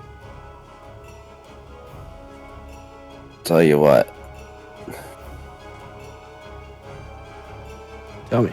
How much damage? Yeah, I took it, alright? I let it happen.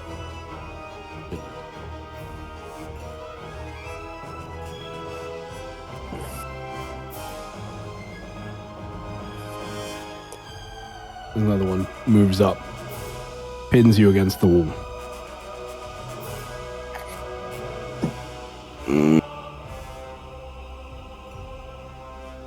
Alright, fine. You've convinced me. Alright, roll me a flat d20, please. No. What's your description?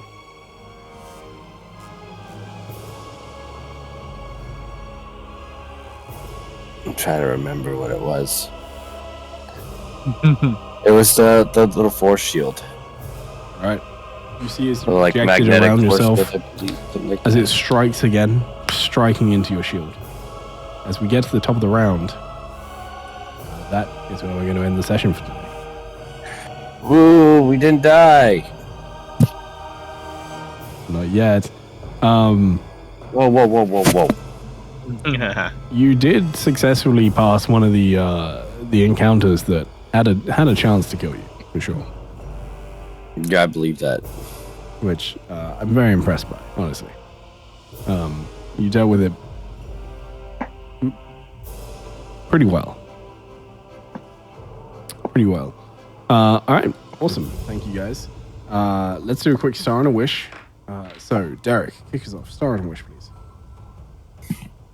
My star goes to Luna for giving up looks and not losing the voice and still attempting with the charisma that they currently have to de-escalate everything else and be like, no, just fuck up those. Yeah. And then wish to see if we manage to survive this. Hang on. So to be clear, your wish isn't to survive, it's just to see if you can. Yeah. Yeah. Okay. Cool. I like that. I like that a lot. All right, Shane, give me a star and a wish, please.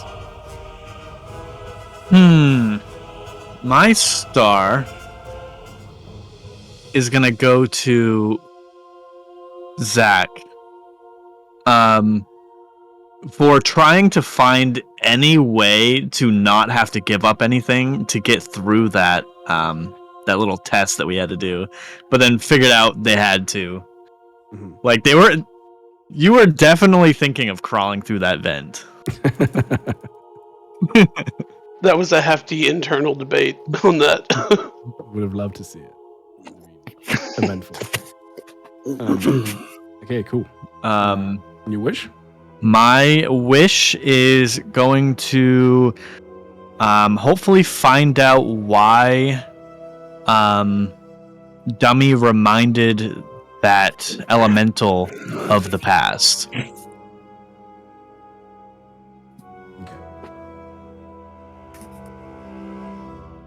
Solid wish. I like it.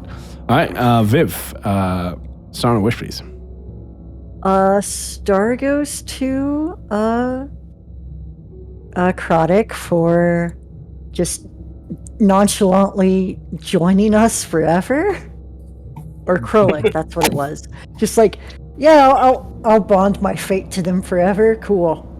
And wish, I don't know. I think I'm excited to find out some good information here. Hopefully get something to tell in the future.